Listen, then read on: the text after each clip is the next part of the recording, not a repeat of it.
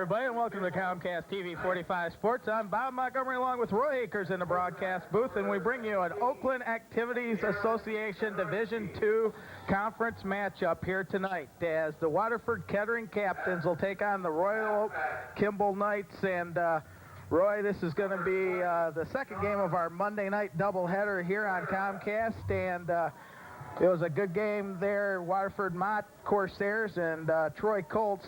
This should be just as good a matchup here tonight. Yeah, it sure should be. As a matter of fact, just to let everybody know, we Mott made a very strong effort in the first game of our doubleheader this evening.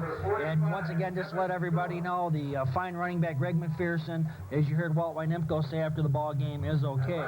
But moving on now to this ball game here, talking to the coaching staff at Royal Oak Kimball, boy, I tell you, they just go so deep in their backfield. Their quarterback, Dion Konarski, has got all kinds of targets to throw to, including John Ronan, Aaron Cato, Joe Doman, Bill Cantwell, Andy Martin, Adam Ray, and plus the running backs are going to catch some passes tonight. He said the only thing you probably won't see us do tonight is probably throw out to our fullbacks. But he said as far as the rest of it's concerned, he says it's going to be a pretty fair game out there. And he said that they pretty much plan on doing a lot of running and throwing, and they're going to have pretty much a balanced attack.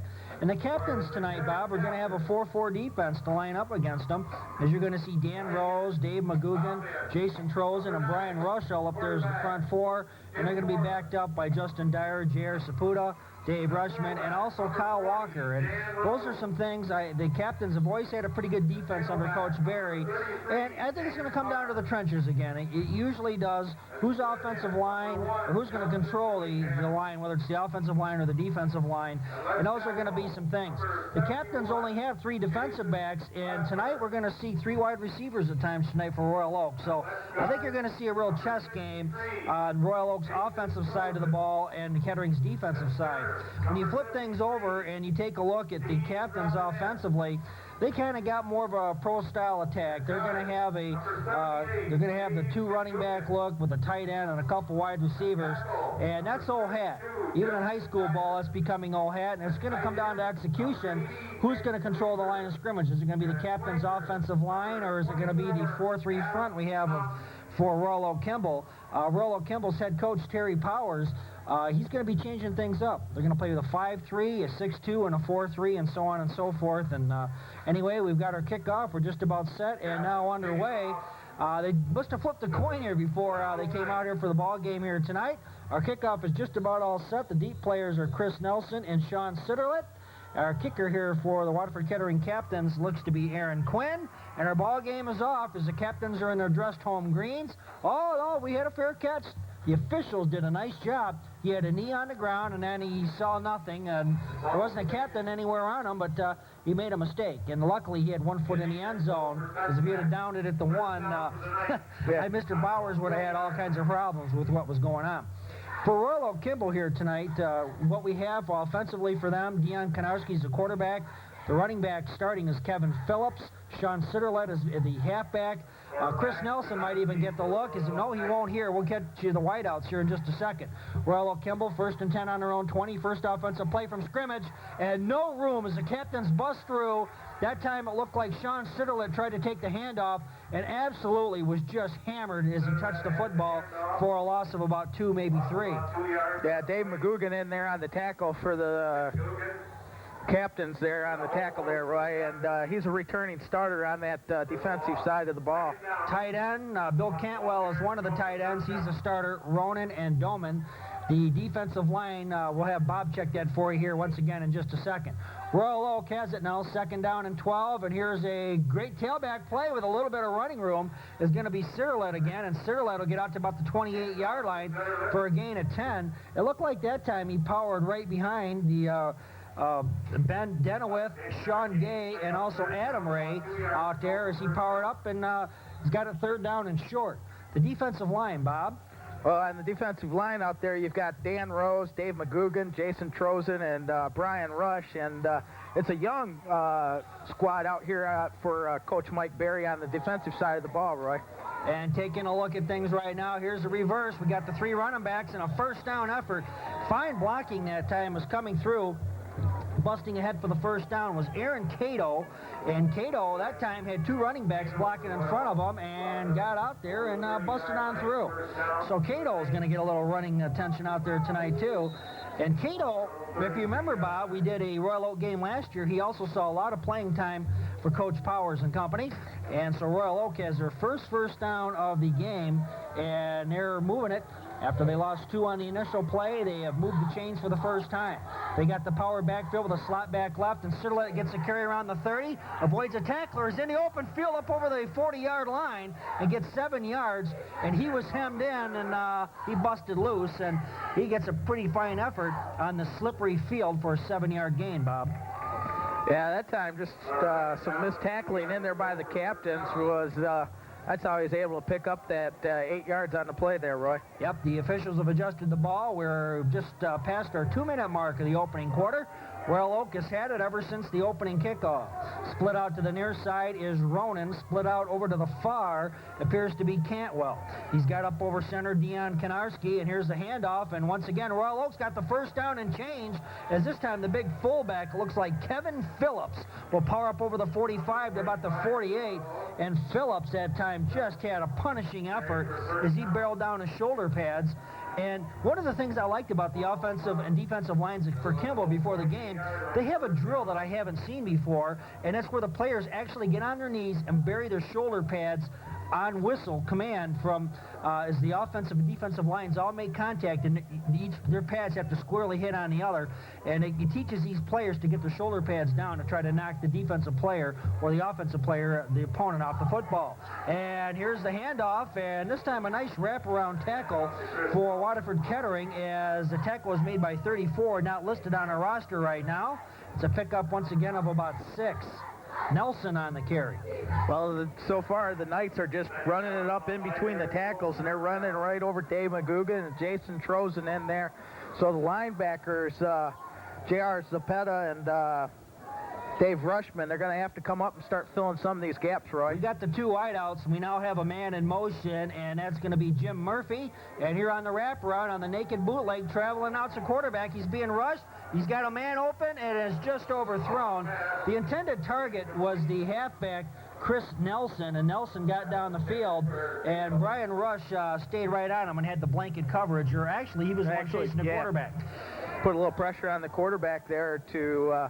perhaps he had to throw rolling out, so he didn't have time to set back in the pocket. Yeah, this field, well, it hasn't been heavy rain on it. It is a little slick out there, and right now with Royal Oak Kimball on their initial drive for taking the opening kickoff, we have 8:41 to go here in the first quarter. We have no score from Waterford Kettering as we have this Division II ball game. Kimball and Kettering, and here's the pitch out, and beautiful avoidance, Sitterlet with it. Sitterlet will avoid a couple of tackles, and we finally have flags all over the field. He's short of the first down marker, and Kimball looks like is going to be called for the hold. And with that being a spot foul, that's got to come against Kimball. Bob, you turn that one down and just get him to punt the football? Well, no, you got to turn it down because it's going to bring up 4th down. That's what I'm saying. Turn it down. Let's take a look at it here on replay, Roy. You got an illegal block there in the clip on the play. What elusiveness this player has. Sitterlet has just looked fantastic. But so far on that play, you can see some of the missed tackling that the captains have so far in this first drive here. And I think Coach Mike Berry's talking it over out there with one of his team captains. That's Dan Rose out there. Yeah, wants to make sure the correct call is made. He's going to I think he's going to accept the penalty, Roy. They'll be 15 yards from the spot of the foul. Well, with that, I guess, it's actually going to be closer to about a 19-20-yard penalty.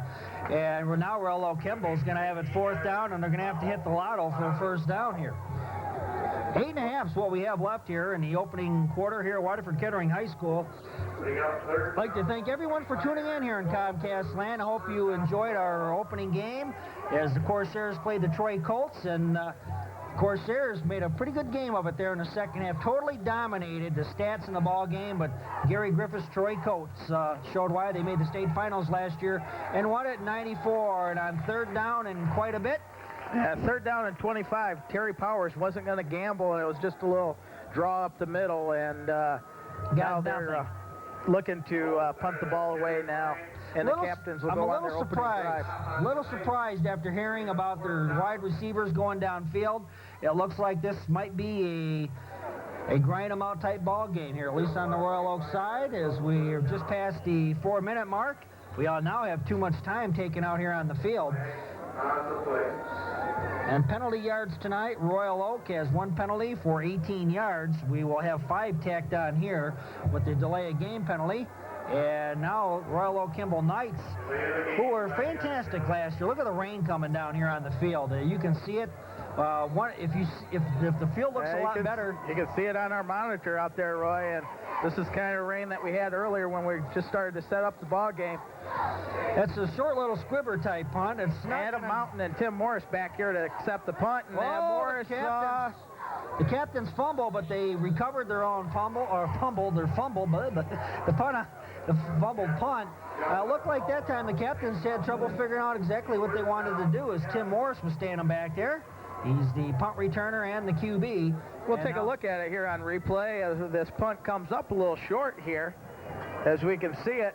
And Adam Mountain comes up to start to pick it up. And I don't know if that hit Adam Mountain first or not, but Tim Morris wisely jumped on that ball.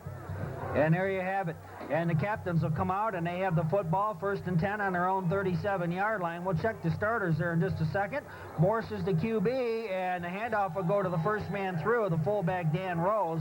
And Rose will pick up about a yard as the captains will move out from their own 36 to their 37-yard line. And it'll make it 2nd down and 9 as we've played 4.5 minutes here of the first quarter. We have no score at WK. Bob and our community appreciate this even more than I will, but the new lights here at Waterford Kettering are going to certainly help the viewing of these ball games here. This is great, Roy. The field is well lit here tonight, and it was gloom and doom here for a long time. Captains have a slot back now, and we'll talk about it in a moment. Dave McGugan is in motion, and back to pass here is Morris, and Morris has the pocket breakdown. He's going to tuck it in. He gets out over the 45, has a 1st down at midfield, wipes out his own little lighting guy, sound guy over there, and it's well worth it as he just picked up huge yardage of about 13 yards, and he needed 11 and move it. So the captains have their first down of the ball game. Nice job by Tim Morris. He didn't see anything down the field, and he tucked the ball in. Yeah, that time the pocket kind of collapsed around him, and he had some room to run out here to the near side of the football field, and he took off running. And there you'll have it. The captains off the near hash mark with Barth and Rose in the backfield. They got split out to the near side. Newingham. Over to the far, it's Adam Mountain. They have 1 tight end. That's Jason. Make that Nick Reeser, and a quick off tackle play by Danny Rose. Rose shows some pretty good speed and gets inside the Royal Oak Kimball 45 as he's brought down by Kevin Phillips. Well, a lot of the offensive players out here for the captains, Roy, they've got a lot of game experience. Remember Tim Morris last year backed up, played some backup roles out here at quarterback position, and it's just another string of fine quarterbacks that the captains have coming down the pike here. The officials for tonight's ball game, our referee is John Merritt of Plymouth. Bill Mascaro's our umpire from Taylor. We'll get you the rest of the unit here in a moment. Royal Oak Kimball, they got the 4-3 defense right now. They got single coverage on everybody. The man in motion for the captains is Reeser, and the handoff is not going to get a whole lot. It was a broken play as Dion Konarski come up and make the tackle there for the Knights. Not a lot of running room there for WK. The running back that time, Danny Barth for the captains. And Barth will pick up 1, maybe 2, depending on how the spot goes, and we'll call it 2. 3rd down and 4. The captains have their second 3rd down situation here of this drive, their initial drive here. We play a little over 1/2 of the first quarter as all these running plays are chewing up the clock in a hurry, and a 1st down run and more. Big room for Barth. Barth inside the 20, and will finally be hauled down as the shirt tail is pulled out, and he's finally wrestled to the ground after a huge gainer. That's going to be about a 23-yard gain as Barth had a very clutch run there as the captains have picked up their second 1st down on this drive. Well, this is something to look at again. Let's take a look at it here, Roy. As you'll see this time, Barth runs off the right tackle, and McGugan out there making a good block on the outside, but that was pretty much Barth all alone out there on outside. Very fundamental football. A lot of blocking. Basically the players are following the textbook as the plays are drawn out for them, and they're executing that way. And I'm sure that's the way Mike Berry likes to see it. The coaching staff can control more of the variables when the players do as it's drawn out. Up over center now, Timmy Morris is Royal Oak showing the blitz, and here's the toss outside to Rose. Rose still on his feet, stiff arms one man, and is finally pushed out of bounds and inside about the 20-yard line. It looks like he gained one, maybe two. He ran a lot east and west, but didn't pick up a whole lot of yards. He got a couple. That time the Knights strung it out defensively out there and had the near side of the football field to defend, and that time they were able to knock Dan Rose out for just a 2-yard pickup. The tackles for the captains are Justin Dyer and Jason Bodmer. The guards are Jason Trozen and Dave McGugan. The center is Steve Robinette. Once again, the tight end, Nicky Reeser. Coach Reeser's kid out there at the tight end slot. Split out now to the near side is Newingham, and here on a quick drop is the quarterback Morris for the end zone pass well overthrown. That time the cornerback, Sean Sitterlet, was draped all over his man, but that ball thrown well out of bounds. And, yeah, it was thrown out of bounds, and Justin Newingham ran out of bounds over there on that play, Roy, so even if he would have been able to come back and make the catch, it would have been no good. That's right. And with that, that'll make it 3rd down and 8, and now the captains are faced with their third down here of this opening drive. They are 2 for 2 here so far as we have 4:44 to play in the opening quarter. We're sitting on a pair of bagels here at Waterford Kettering. Up over center right now is Timmy Morris. We've got single coverage on both the wide receivers, and Morris with a completed pass to the tight end, who hauls it inside the 10-yard line. Move the sticks. What a grab by Nick Reeser. Caught it. Yeah, that's the first completed forward pass by the captains tonight. Super effort there by Timmy Morris. A 2-step drop, a quick delivery. That's a quick hitter all the way, and it's a little screen pass over the middle. Great little pass, but now it brings up 1st down and goal from just right at the 10-yard line, Roy. So they can't pick up the 1st down now, so they'll have to take it into the end zone. There you have it. That's the 3rd first down of the ball game. The captains are 3 for 3 in a very important statistic. 3rd down efficiency as the captains have Newingham split out to the near, Mountain over to the far. 2 running backs, including a slot back, and Dan Barth will run it on in. Touchdown! Dan Barth that time took a delayed draw in his own backfield. Sometimes those plays don't work, but that time, that play was set up by Tim Morris, who tucked that football in and had Royal Oak thinking he was going to have it on the naked bootleg keeper. Let's take a look at it here in just a second. Yeah, this time, just that misdirection. It's the give-off, the fake give-off up there in the middle to Rose, and Barth was able to take it off tackle that time. 10 yards, touchdown, and the captains are going to try to add to their 6-0 lead. Cosmo Colsom said Kettering would lose tonight by 20. As the kick is snapped, the extra point is up and good as Aaron Quinn boots it on through, and our game score is now 7-0. The captains were very methodical. I'll tell you, they looked superb there on that drive. Yeah, well, we'll take a break here. You're watching Comcast TV 45 Sports. We'll be back right after this. Yard drive as the captains powered in 4 first downs on that drive and culminated it with Danny Barth running behind the guard and the tackle between Trozen and Bodmer for the touchdown. Beautiful misdirection play. It was Dan Rose that nearly took the handoff, and the fake went instead to Barth, who scores as Quinn will kick it through the uprights pretty much, and that's going to be a touchback. Well, the Waterford Kettering captains, somehow they are able to find the place kickers out here. Granted, he's got some wind at his back, but last year, Mark Cooper, he was just a great kicker over here at Waterford Kettering, and now Aaron Quinn handling the kicking duties here for the captains this year, Roy. Yes, you're correct. The captains have always had a pretty good kicking game here the last several years. And it's nice. This field is actually in pretty good shape. Pretty lush field out here tonight. We've got more green than anything else, and hopefully we'll keep that for a good chunk of the season. As now Royal Oak is on their 2nd drive of this football game, they have the pro set, and here comes the handoff to Sitterlet. And Sitterlet is just wrestled down at the line of scrimmage. He had no chance on that play. A couple of players bust through, and is it Luizo that was in there? And there you have it. So it'll make it 2nd down, and we'll call it 9.5. We'll call it pretty much a no-gainer. Well, Al Duff there with that long drive by the captains. I know he was able to get his troops along the sidelines and make some adjustments there defensively to help stop this run game. Aaron Cato split out now to the near side. It looks like over to the far is Cantwell. And here on the naked bootleg, running outside, Konarski. Konarski's running out of time. The pass is overthrown and skips just in front of the defensive back for the Captains. I think that was Danny Barth that time. Or was it Newingham? Ryan Jarvis. Ryan Jarvis, the free safety, came up that time, and the ball just skipped in front of him and falls incomplete. And the Royal Oak Kimball Knights, they look very much out of sync right now. They've had one first down in this ball game. It happened in their opening drive. This is only the Royal Oak Knights' second drive here so far tonight. Last night was a beautiful fall evening. It was a little chilly. It threatened to rain a lot yesterday and did at times, but not during our game. But tonight, cooler temperatures, and as you have a misdirection play, absolutely nothing. Chris Nelson is hammered in the backfield. He'll lose a yard or two.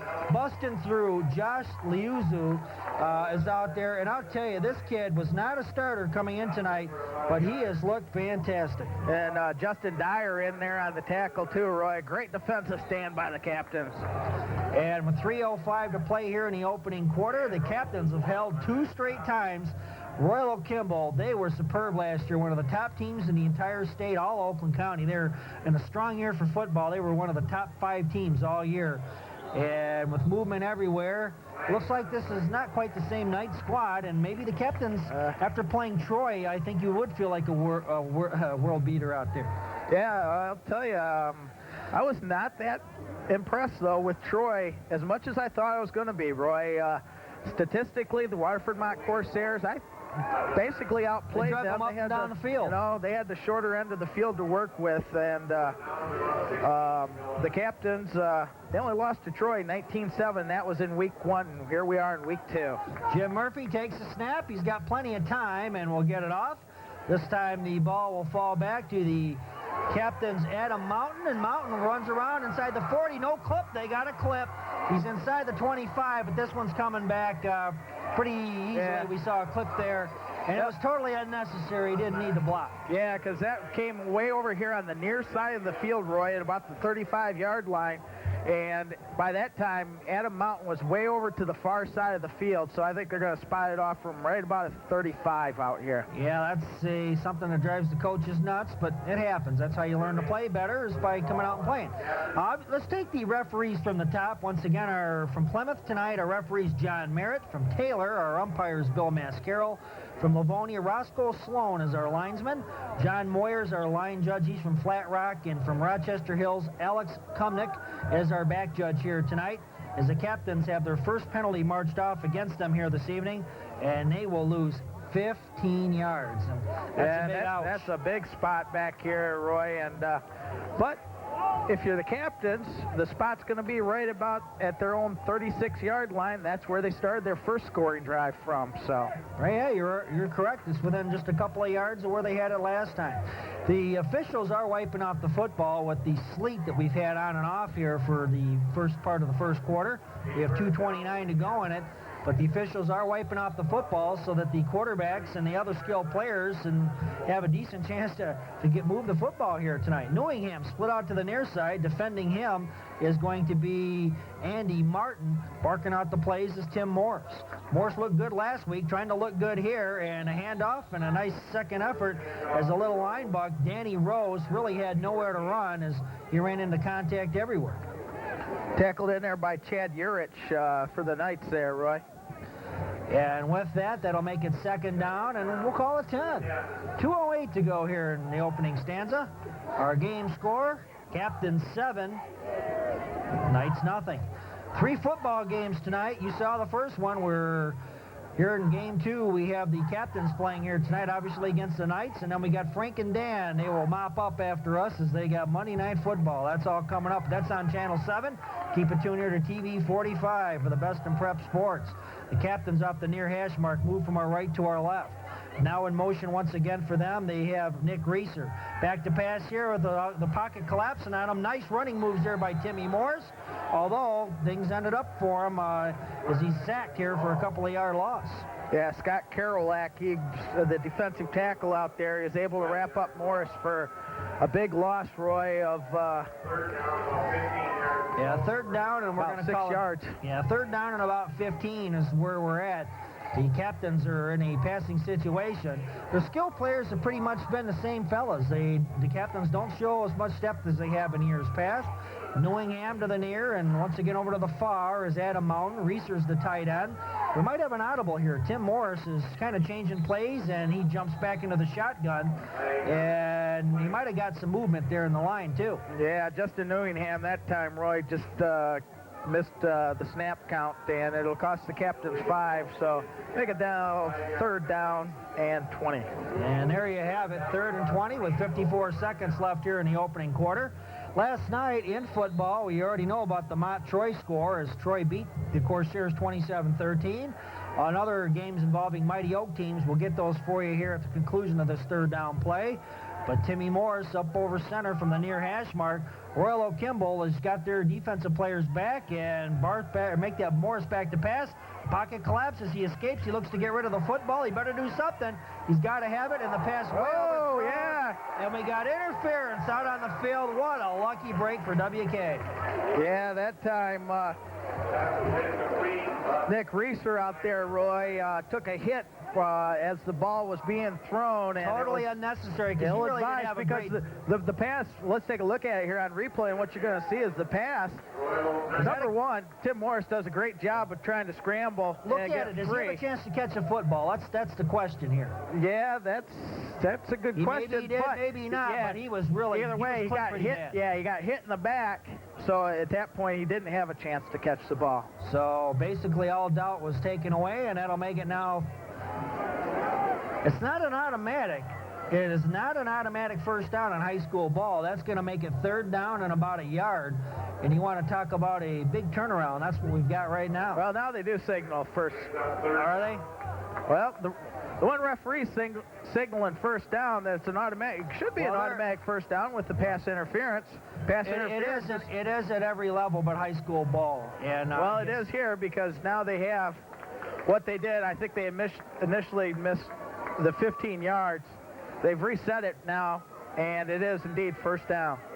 And there we have it, as we'll get a first down here by penalty. That's the captain's 5th first down here so far tonight, as Royal Oak shows a 5-2-D right now.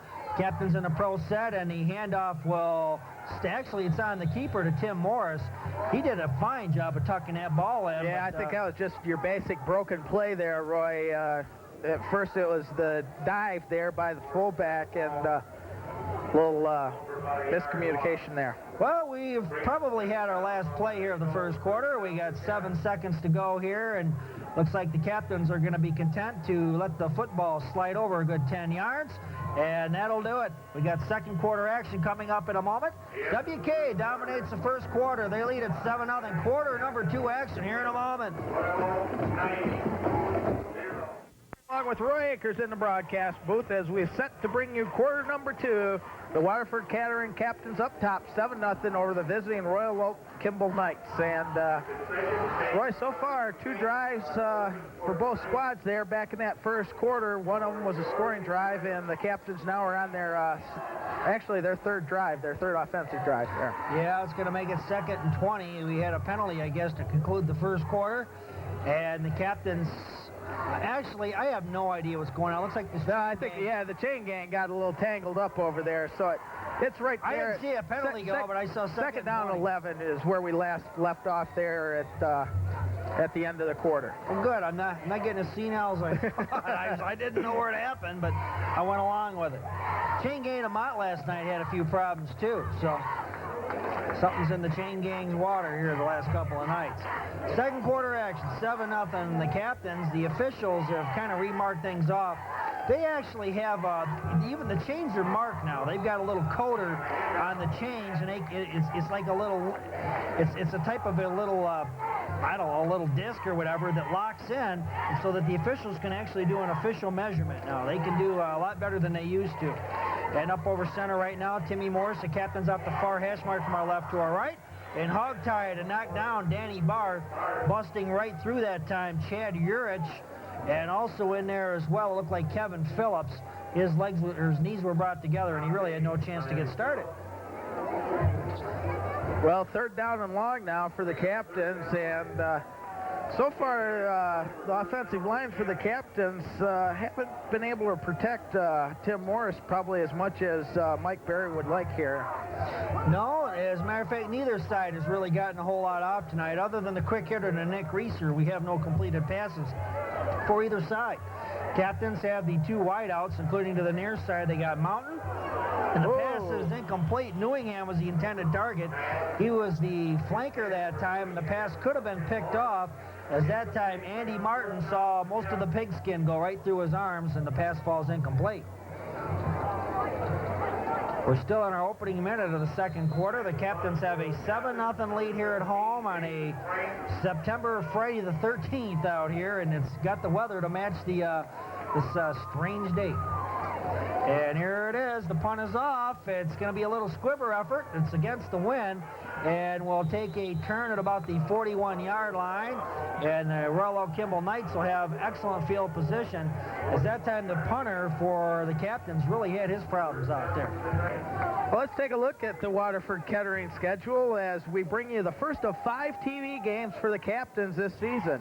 Next week they'll travel over, or they're back home against Pontiac Northern. That'll be a TV game. And we'll set the schedule just as soon as we can here as we have a timeout. We'll get that information to you. All right, and here we got it. We've got quick hitter over the middle. Pass is picked, and the Captain's got a shot to take it all the way. Jair Zapata is collared out at the 27, and he had no blockers in front of him. And that was a speedster would have taken it in, but he takes it for a nice gain, and the Captains get the first big break tonight. What we'll see here on the replay when we take a look at it here, Roy, is that you're going to see Dave McGugan. He was able to knock that ball down at the line of scrimmage, and that allowed J.R. Zapata then from his linebacker position to pick off that pass. Caught the tip, and that's the first turnover of our ball game.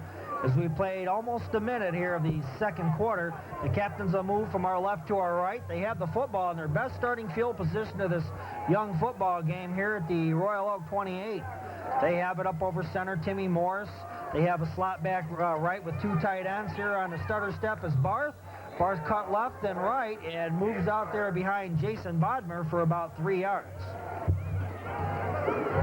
That'll make it 2nd down, and we'll call it about 7. We played a minute 17 here of this 2nd quarter. The Captains have the ball and the lead. They're here at home in this Division II rivalry. Royal Oak Kimball made the state playoffs last year, as well as Seaholm, and Oakland County just enjoyed a tremendous football season, as we were part of it. We had some of the best teams in Oakland County, including Pontiac Central. Also, Waterford Mott had a good year, and Notre Dame Prep made the playoffs as well. As this quick hitter will gain a couple for WK.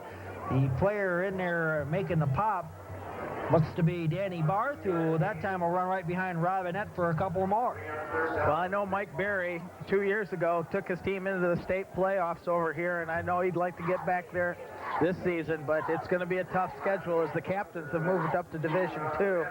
Yeah, we'll talk about some of the tough games that they're playing here. Yeah, we will. We've got some tough TV games as the Captains have played Troy. They're going to play Clarkston. They're going to play Mott. They're going to play Northern. It's going to be quite a battle this year. They're also going to have Seaholm. There's not going to be any lollipops for the Captains this year. Morris, you're on a handoff. Here's going to go off to Barth. The Barth's got 1st down yardage and tucks the football in for a couple of more. He needed the 18, gets to the 15. That time he'll gain about 8. And he's been the powerhouse here for the WK squad here tonight as we play 2.5 minutes of the 2nd. We'll take a look at it here on our replay, Roy. And this time you can see Barth. That time he's able to get some openings off the tackle, and I like what he did there at the end of the play. Stretched it out, make sure he had enough for the 1st down. Yeah, you get that before you get fancy, and he tucked the football in. That's good fundamentals. And Coach Berry, Coach Duff, and the rest of the fellas that we'll tell you about did a nice job. Kenny Schmidt out there as well, and others. As Royal Oak will try to defend the north goal as the Captains are at the far hash mark.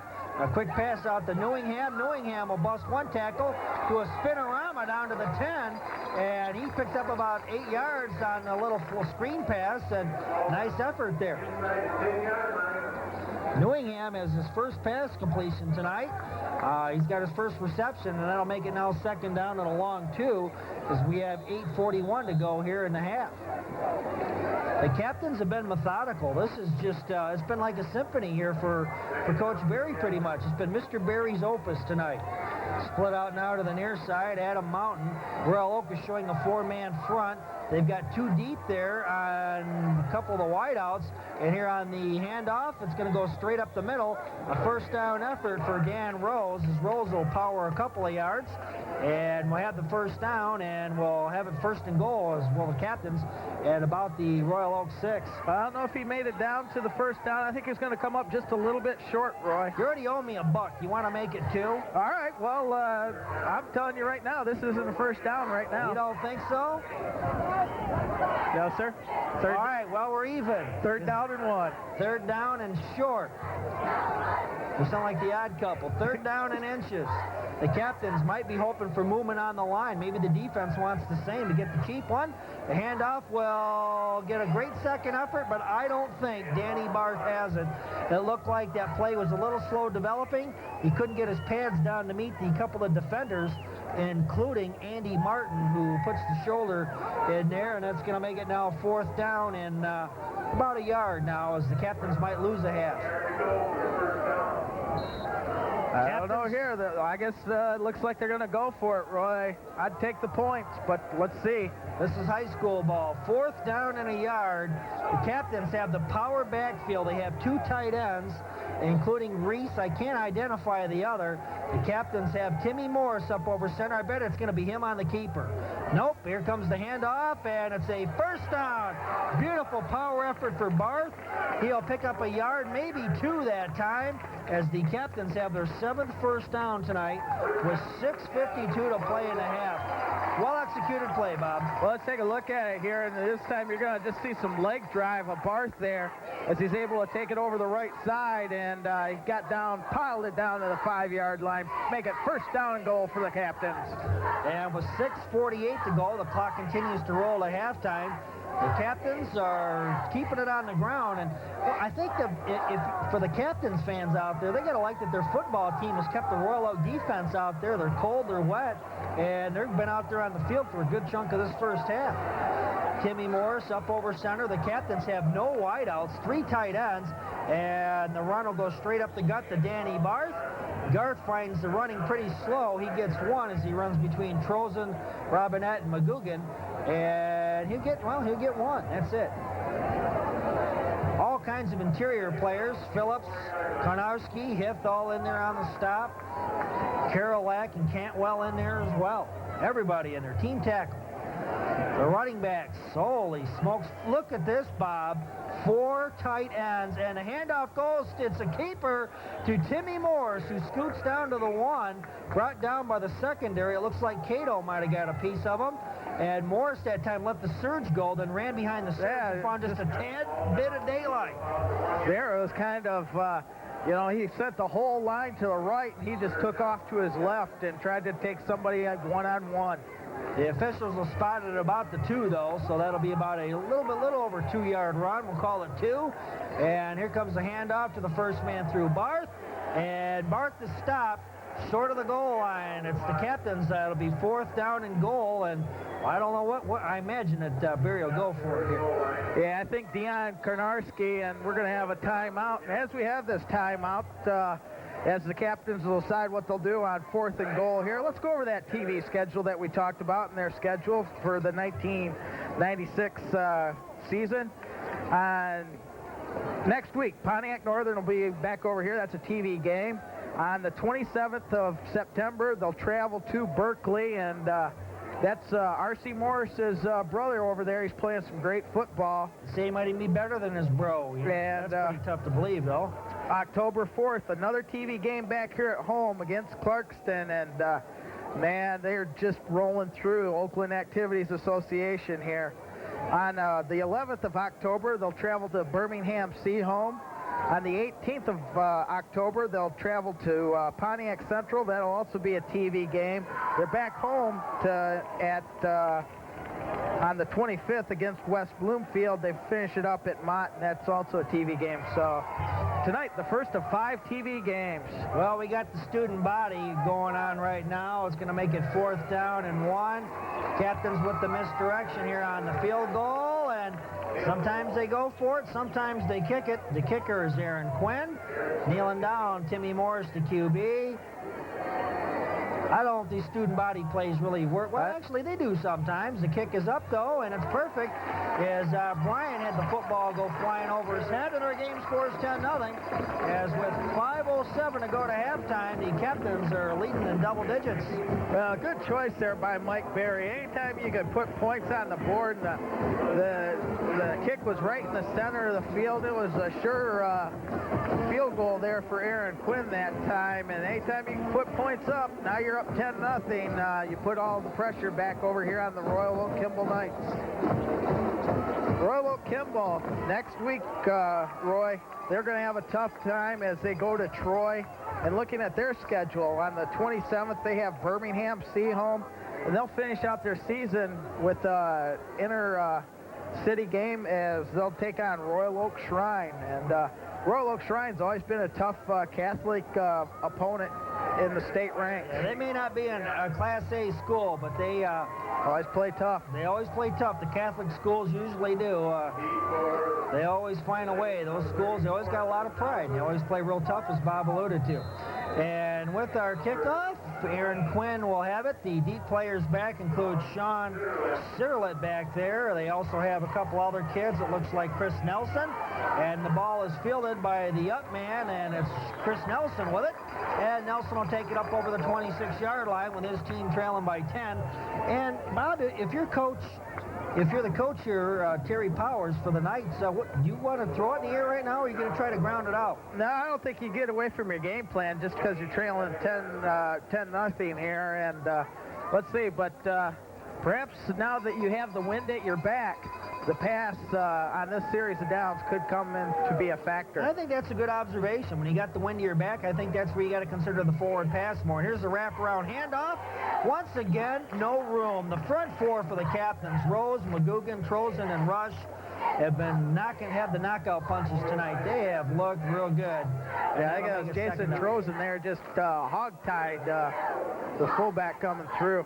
And that'll make it now 2nd down and 9. We have 4:40 to play here in this first half. Royal Oak Kimball Knights trail by 10. They have split out now to the near side. John Ronan split out over to the far. I can't tell for sure. The jerseys, you can't really tell on that side. It looks like Cantwell. Back to pass to Konarski, and the pass is well overthrown. The intended target that time was John Ronan, but blanket coverage was provided by Ryan Giroir, and he looked real super out there tonight as he stayed right with this man, and that'll make it 3rd down and 9. Nice air out job by Konarski. I think he put that ball up in the air, but got his receiver a little bit. Yep. Just let him a little too far there. 4:23 is what we have left in the half. Our clock is temporarily stopped following that incomplete pass. Kimball has only, looking for their first downs tonight, they only have 1. That is right. I've got them 2, right? You have 2? Yep. We do have a timeout, though, on the field. I think it's an official timeout. I think maybe some equipment problems over there with David Rushman. And with it, Royal Oak has a man in motion. They got the pro set out of the 2 running backs parallel, and here back to pass Sitterlet, and the pass is complete. And nearly sidestepping, following a reception, a great pass reception by Ronan, as that time he worked right between Mountain and Barth and Giroir and had a key completion. And Aaron Cato over here on the near side came out, and he was left all alone too. So he had his choice of receivers, and that time went downfield. And that might be what you need to get your engines revved up. The Knights have it 1st and 10 on the Captain's 49-yard line. Split out now to the near side is Ronan. Split out over to the far appears to be Cantwell. Royal Oak will have the misdirection, and on the handout, busted loose, getting inside the 30, streaming along the sidelines, but nearly busting a tackle. Ryan Giroir comes over and takes down Chris Nelson, who got key yardage. He broke a tackle and just put it to the captain's secondary. Let's take a look at it here, Roy, and anytime you got your free safety making your tackles, you know something big has happened, and that time just got through the line there and got past the linebackers, and that was Phillips for 24 yards. Now Royal Oak is in business. 3:45 to go here in this first half, and trying to sidestep, not getting anywhere. Aaron Cato, who's played the flanker slot, playing in the tailback position, and has his legs wrapped out and knocked out from underneath him. Great, Danny Rose on the stop. Great job there by Dan Rose as he kept fighting off his blocker and was able to trip him up. Second down, and we'll call it 12 with 3:21 to go here in the opening half. Captain's 10, Kimball nothing.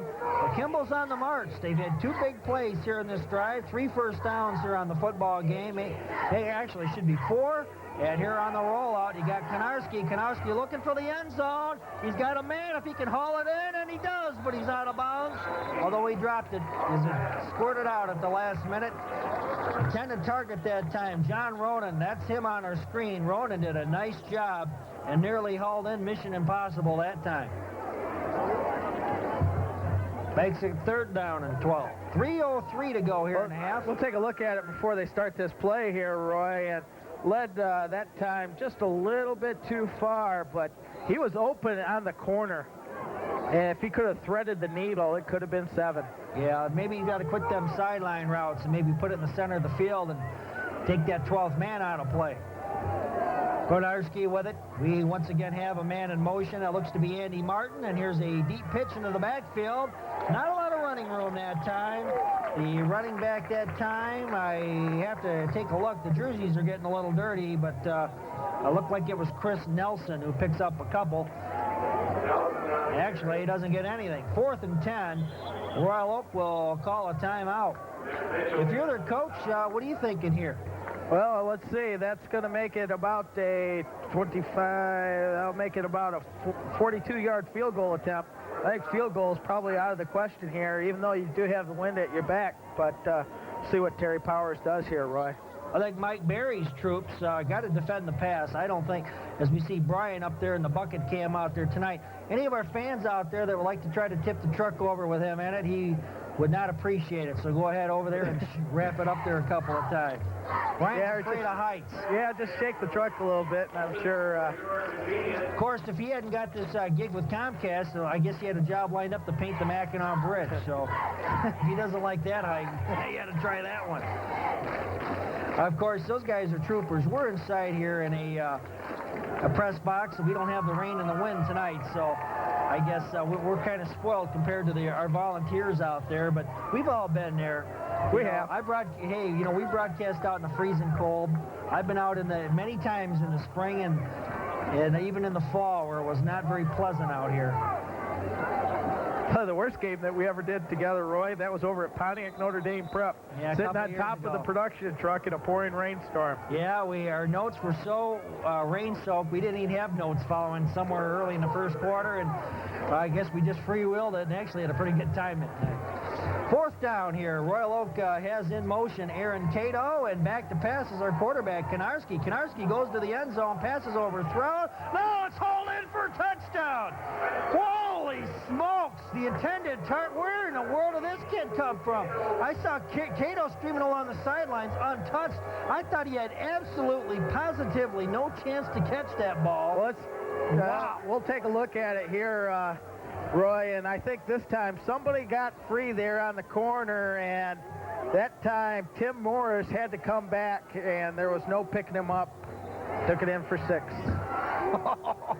Holy Toledo. I didn't think this kid had any chance. I gave him none to catch the football. He stayed with it all the way, and if I gave up on it, the captain's defense gave up on it.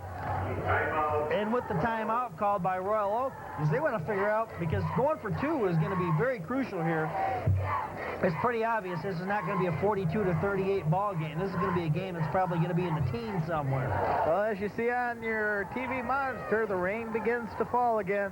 We'll take this timeout as the Royal Kimball Knights have taken a timeout on the field. You're watching Comcast TV 45 Sports. Timeout, elect to kick the extra point and see if they can't trail this by 3.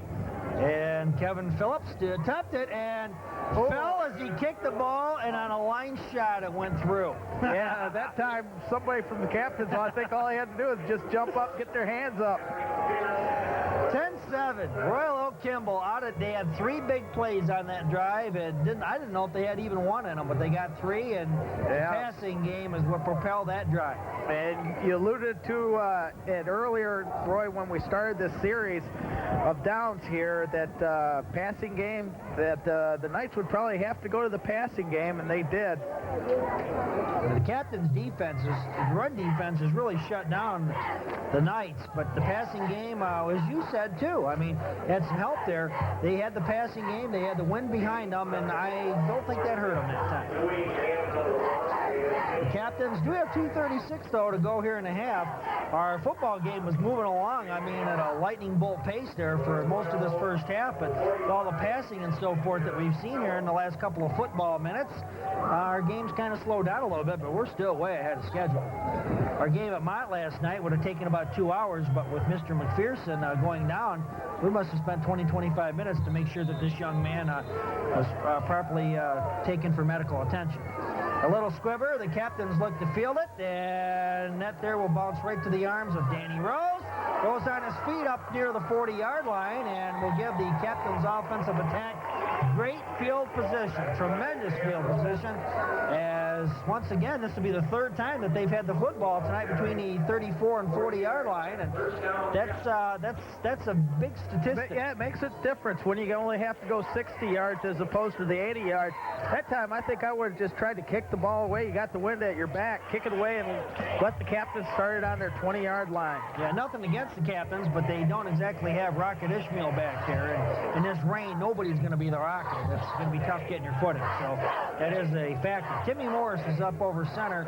We have wideouts here on both sides of the field. Royal Oak with a stunt, and here in the open field with all kinds of running room spinning around, Dan Barth collides between 2 linebackers and picks up 17 yards, and what an effort.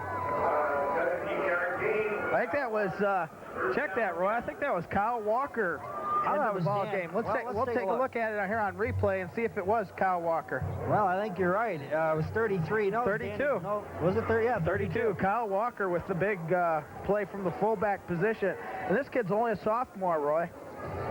And here we have it, and the captain's 1st and 10 at the Royal Oak 42, a misdirection play by Dan Barth this time. Doesn't really go anywhere, and he gains nothing as our clock continues to roll with 2:09 to go here in this opening half.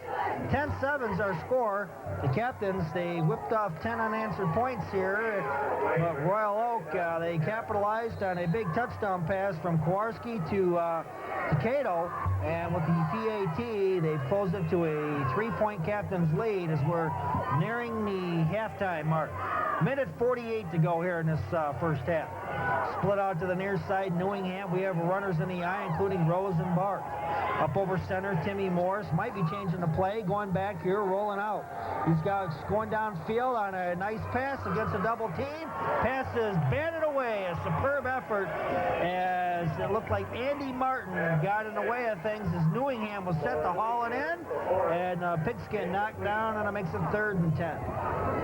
Yeah, a little questionable there, a little pass interference as he had the hand on the back of Newingham, but did a great job of coming over and knocking that ball down, did Martin. 3rd down and 10. The captains with the football at the Royal Oak 43. 91 seconds is what we have left here at the half. Nice lights out here, new lights paid by the Waterford taxpayers. This is great, Roy. This is what I've always dreamed about. From a director, you can tell he has a director's perspective. And And going back to pass here, Timmy Morris out of the flat, deep in the backfield for Danny Barth. Sidesteps one man and picks up a couple. And he's way short of a first down, but a nice job for Dan Barth, who got a couple of yards on the pass reception. But that makes it 4th down and 8 with a minute 12 to go here. Well, we'll take a look at that play here by Barth, as that time just nothing was able to develop, and that ball was close to being almost a lateral pass out there, Roy. We got a new Adam Mountain is out here. Oh, I don't know, Roy. 4th down, and they're going for it. Mike Berry, I think you need to call timeout, buddy. Yeah, and here's a play action. Oh, interference is not called. The intended target, Nick Reeser, his left arm was tied behind his back, and he almost hauled it in with the other one. 4th down is now a turnover of downs. Royal Oak with a football with 43 seconds to go. The official was turned around that time. That's the reason why that was not called. Yeah, because Nick Reeser was tied up, as you mentioned, Roy, and that time with 43 seconds left here, and now a turnover and on downs, and now the Knights have 60 yards to go. I like that quick hitter, don't you? I like that. And Captain's almost completed it for the second time. Yeah, look for him to come back with that in the second half, Roy.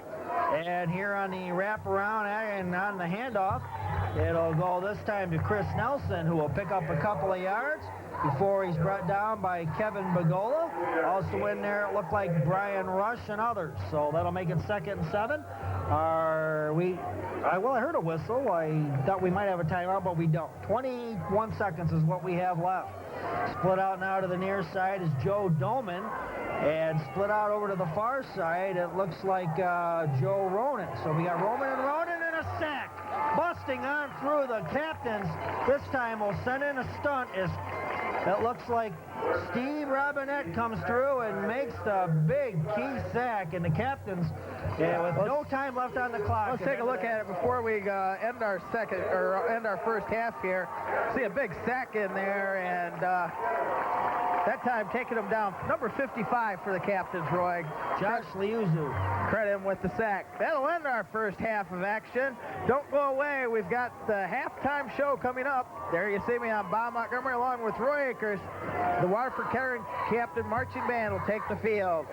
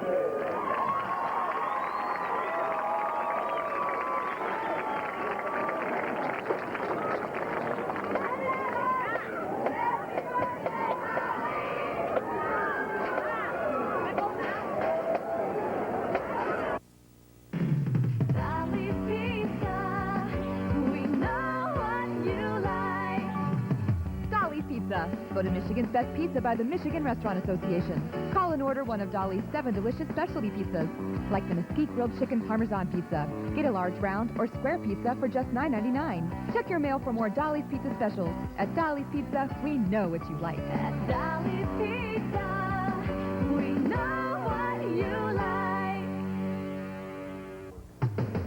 like. Golf Links will be in Myrtle Beach, South Carolina this season. We will be profiling some of the great courses on the Grand Strand. Chris Bennett Thinkway will be giving us great golf tips.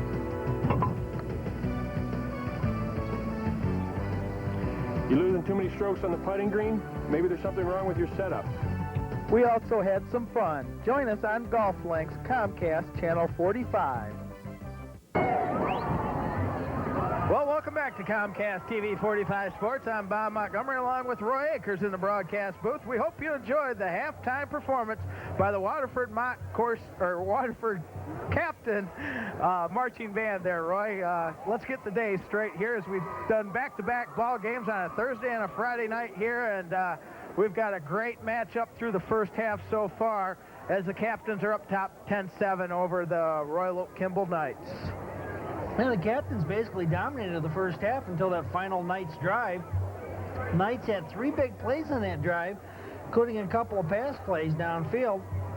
And it basically propelled them. John Ronan had a huge 20-yard grab. Also, Aaron Cato had a huge 20-yard grab, 22 right in that area. And also a nice running play mixed in the middle. And the Captains' defense on the only drive tonight, they fell asleep. And that's the reason why they're only winning 10-7. We haven't seen a lot of drives by these squads. They've been long, primarily by the Captains, who've had the ball 3 times tonight and have 2 scores. And Royal Oak, they have had the 1 score, but primarily the Captains have had the football running on the ground. They have only 1 complete pass, and that was to the tight end, Nick Reeser. Other than that, it's been all on the ground, with primarily the effort coming from Dan Barth. Danny Rose had a couple of nice runs, some smaller ones, but Kyle Walker had an 18-yard run there late in the second quarter. But primarily, the Captains on the ball control, and I don't think we're going to see anything different this half. No, I don't either. I think, this is almost the old smash mouth football. Let's line up, and when we have to pass, we'll pass. And that's something that they alluded to earlier in the season, that Tim Morris, great quarterback, another tradition of great quarterbacks over here at Waterford Kettering. But Mike Berry said he'd like to see his quarterback throwing about 30% of the time during the ball game, and that's why he has Barth and Rose in the backfield there, Roy. And there you have it. The Captains don't use as many skilled players as do the Knights. Right now, I'm going to skip over to some football rankings going into this week. The top 10 teams in the entire state, irregardless of class. Detroit, Martin DeFores there in the CC class is ranked number 1, if you can believe that. Detroit Catholic Central, the defending AA champs, are ranked 2nd. Dearborn Fordson is 3rd. Sterling Heights Stevenson is 4th. Pershing of Detroit is 5th. Battle Creek Central is 6th. Clarkston is ranked 7th. Birmingham Brother Rice is 8th. Saginaw is 9th. And Wesleyan John Glenn is 10th. And that just goes to show you how good football is in Michigan when a team like Clarkston, who I thought was superb last year, isn't even in the top 10 in the super rankings. But in the Class AA rankings, they move all the way up to 9th. And following last night's thrashing at the hands, I believe it was Berkeley, they should even move up a little bit more. Yeah, and don't see if Troy, maybe a couple real close ball games there for Troy. See if Troy won't move down in the rankings a little bit. That first game was, you got the stats as we were ending things, outgained Troy by almost a 6-1 margin last night. 51 yards rushing by the Troy Colts and 241 yards by the Corsairs out there. And if you would have told me that stat, I would have said that the Corsairs could have upset the Troy Colts. It's a squibber. I think we have a flag on the field. Looked like Kimball was way offside that time. Some players were not on the same page on that little squib kick. Well, they will put the 1 second back on the clock that elapsed. No official stats here tonight. We got spoiled the last few years with Todd Hess, and I'll have the stat sheet there once again next week throughout the rest of the season, as we're going to have some stat people and so forth come up, but we're keeping them by hand, and there you have it. Well, we're going to try it all over again. The Captains have all their deep players are inside the 20-yard line, so they are not intending to see a deep kickoff here tonight, especially with the wind working against the visitors here in this third quarter. And nobody's offside this time. It's another squibber. The Captains will have it near midfield. One of the good hands men will have it. That's Adam Mountain, and Mountain will fall at about his own 46. And the Captains are not lacking for good field position as they have the wind at their backs here in quarter number 3. Well, decent field position, short field work for the Captains here to start this second half, and I think it's a key drive here. If you can come out and get that touchdown back and get the Knights there trailing by 10 again, ball's back in their court. Captain's out of the eye, working out the far hash mark from our right to our left. All kinds of room. An initial big hole. As stepping through it was Danny Rose. Rose picks up 6. He looked like he might have more, but he was hogtied that time by Kevin Phillips of the Knights, and that'll make it 2nd down and 5 as we are in our opening 20 seconds here of the 3rd quarter. Once again, the Captains have a 10-7 lead here at WK as the Captains are playing their 2nd ball game here of this 9-week season. They were on the road against Troy last week and here in their home opener. Captains up the near hash mark. Here's another rushing play as Dan Rose actually used 2nd, maybe even 3rd effort that time.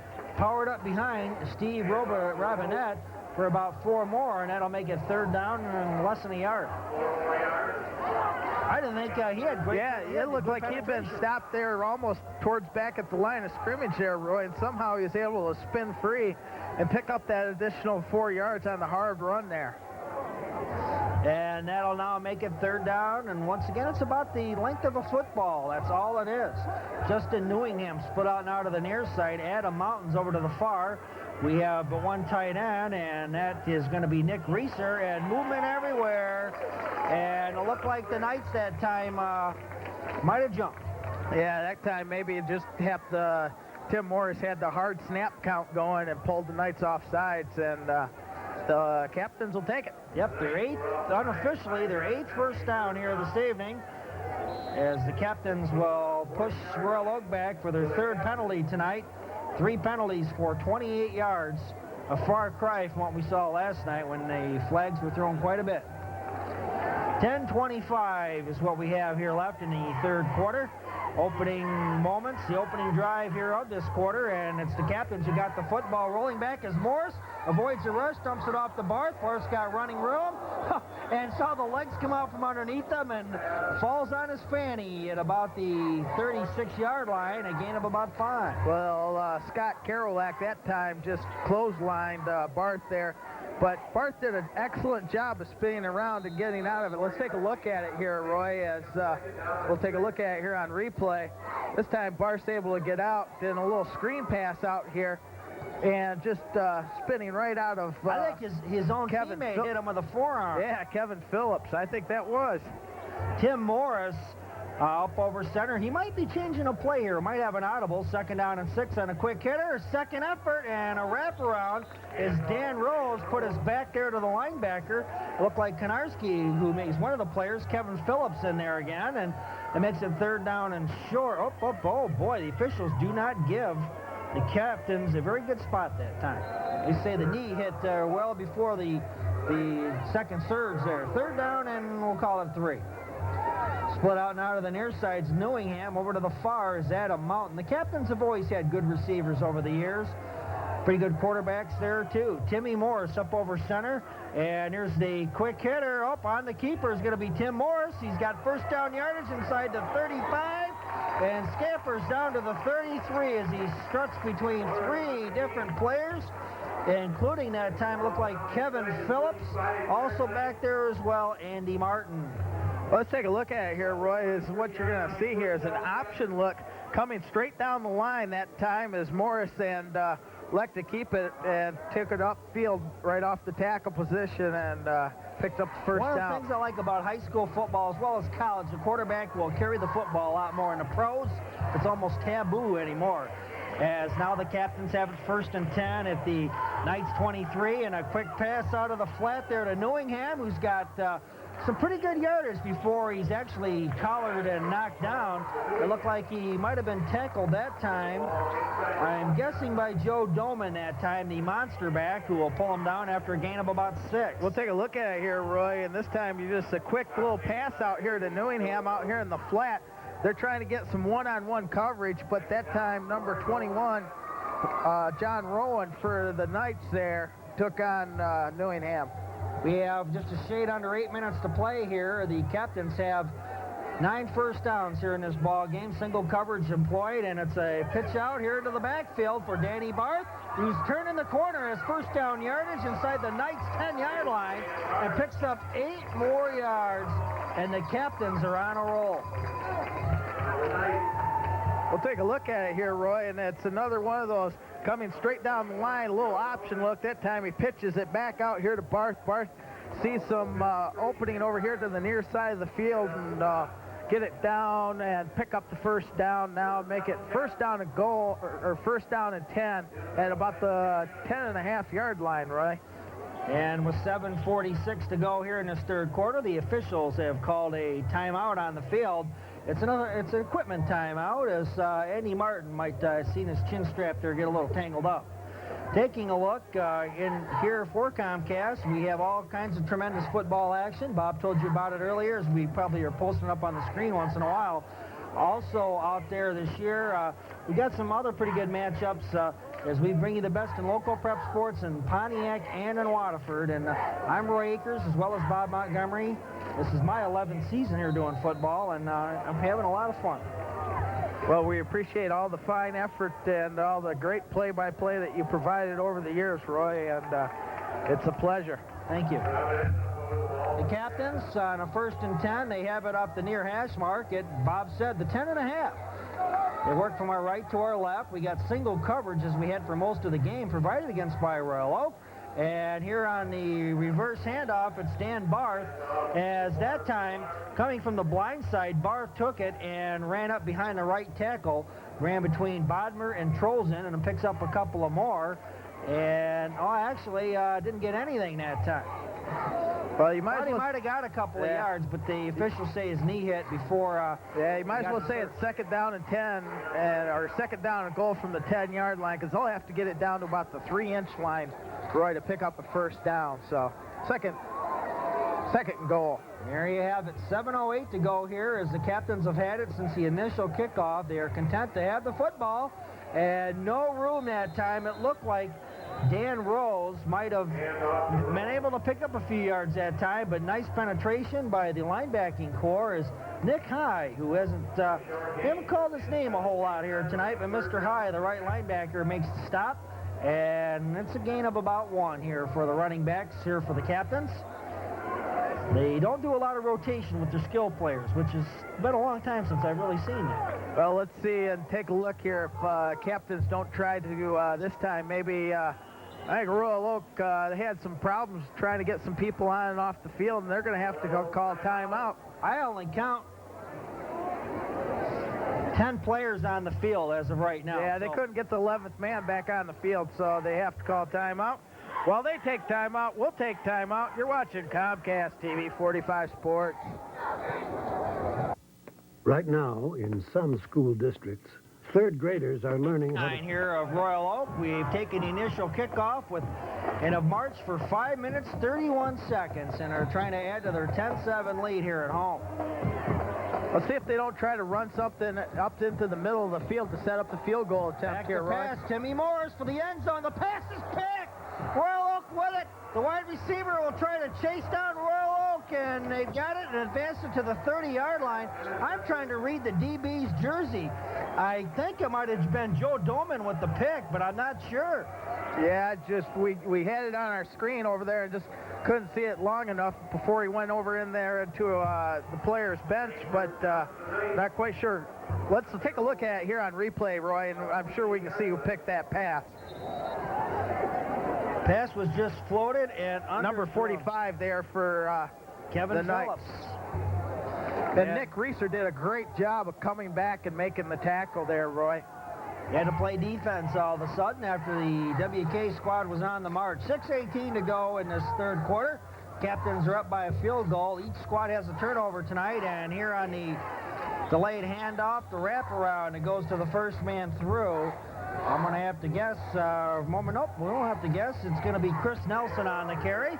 Picks up about 3 yards, and with we played nearly one half of the third quarter, and our score once again 10-7. In kind of a strange situation the other day, one of the prep stars featured in the Free Press yesterday, it was Jenna Felice of Our Lady of the Lakes. She scored 46 points, a school record in Our Lady's 72-54 victory over Warren. Immaculate reception. And I was teasing Jenna. Jen always wants us to do her ball games, and she's prideful young lady. And I think we're doing one later on. I think we had a basketball game, Notre Dame Prep and Our Lady Pontiac game scheduled here in a couple of weeks. But I thought what was crazy about Jenna was I was in Tenuda's. And I was grocery shopping, and she was bagging groceries in there, and I asked her how come she wasn't working for Uncle Jim, and she said, because Tenuda's is closer to my house. So, All right. once again, she's the practical one. Way to go, Jenna. Good kid. Known her for the last 3-4 years. She's a real sweet kid, as are all our lady players. And here on a halfback option pass, the pass is complete. Standing up underneath Bill Cantwell. The tight end actually took the halfback option pass, and now Royal Oak is seeing momentum change their way. Yeah, let's take a look at it here, Roy, as we'll take a look at it. And it was deep halfback pass, and he threaded the needle there to Cantwell. And anytime turnovers, those can be big shift in momentum. The old Mo comes into effect, and now the Knights with a good drive going here. And the rain begins to fall again. 6 first downs for the Knights. They're in the away jerseys out here, split out and out to the near side. Aaron Cato split out over to the far, appears to be Andy Martin. Up over center, Konarski, who might be changing the play, and on the naked bootleg, loses his balance.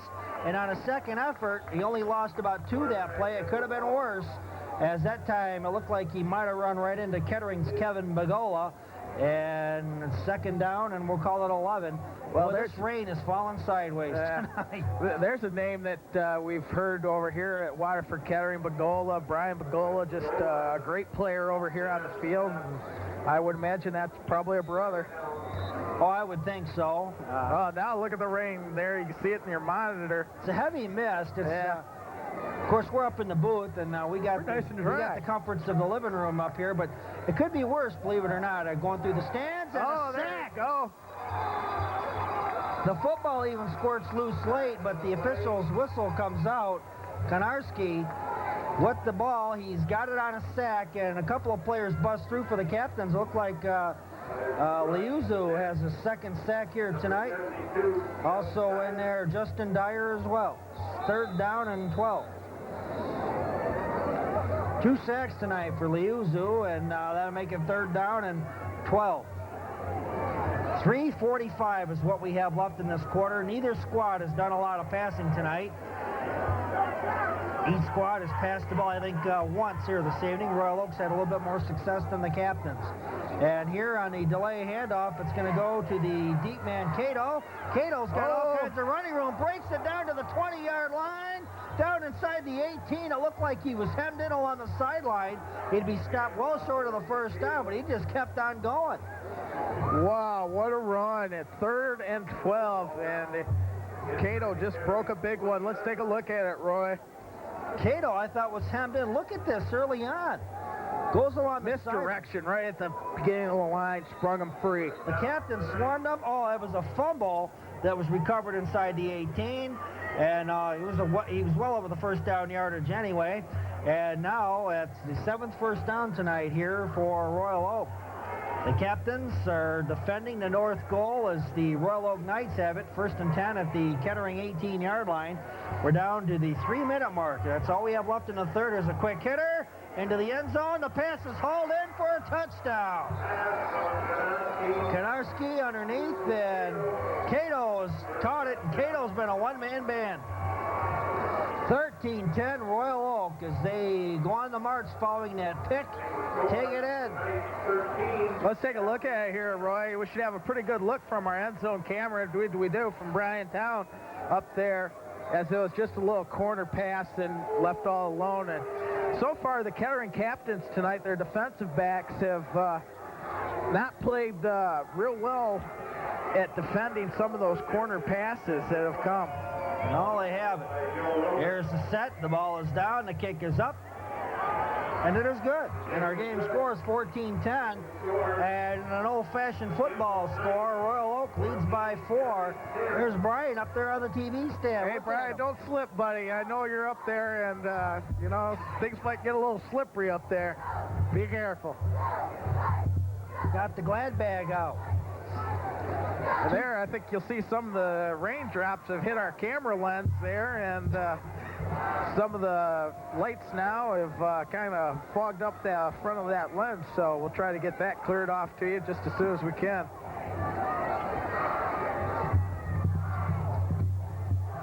The Captains look to defend the north goal. They had a very impressive drive going to start off this half, but they turned the ball over for the first time this game. Each squad has a turnover. Now they'll get the football back as Royal Oak looks to kick off. The Royal Oak trailed by 10 points and whipped off 2 touchdowns. Both these squads scored all their points in streaks. Kettering had the first 10 points. Royal Oak had the next 14, and we're sitting at a Royal Oak night 14-10 lead. Yeah, this is a killer because you got to remember there was 3rd down and goal down here for the Captains when that interception, and that's what started this drive. 2:57 is what we have left, and here comes our kickoff, and we are set.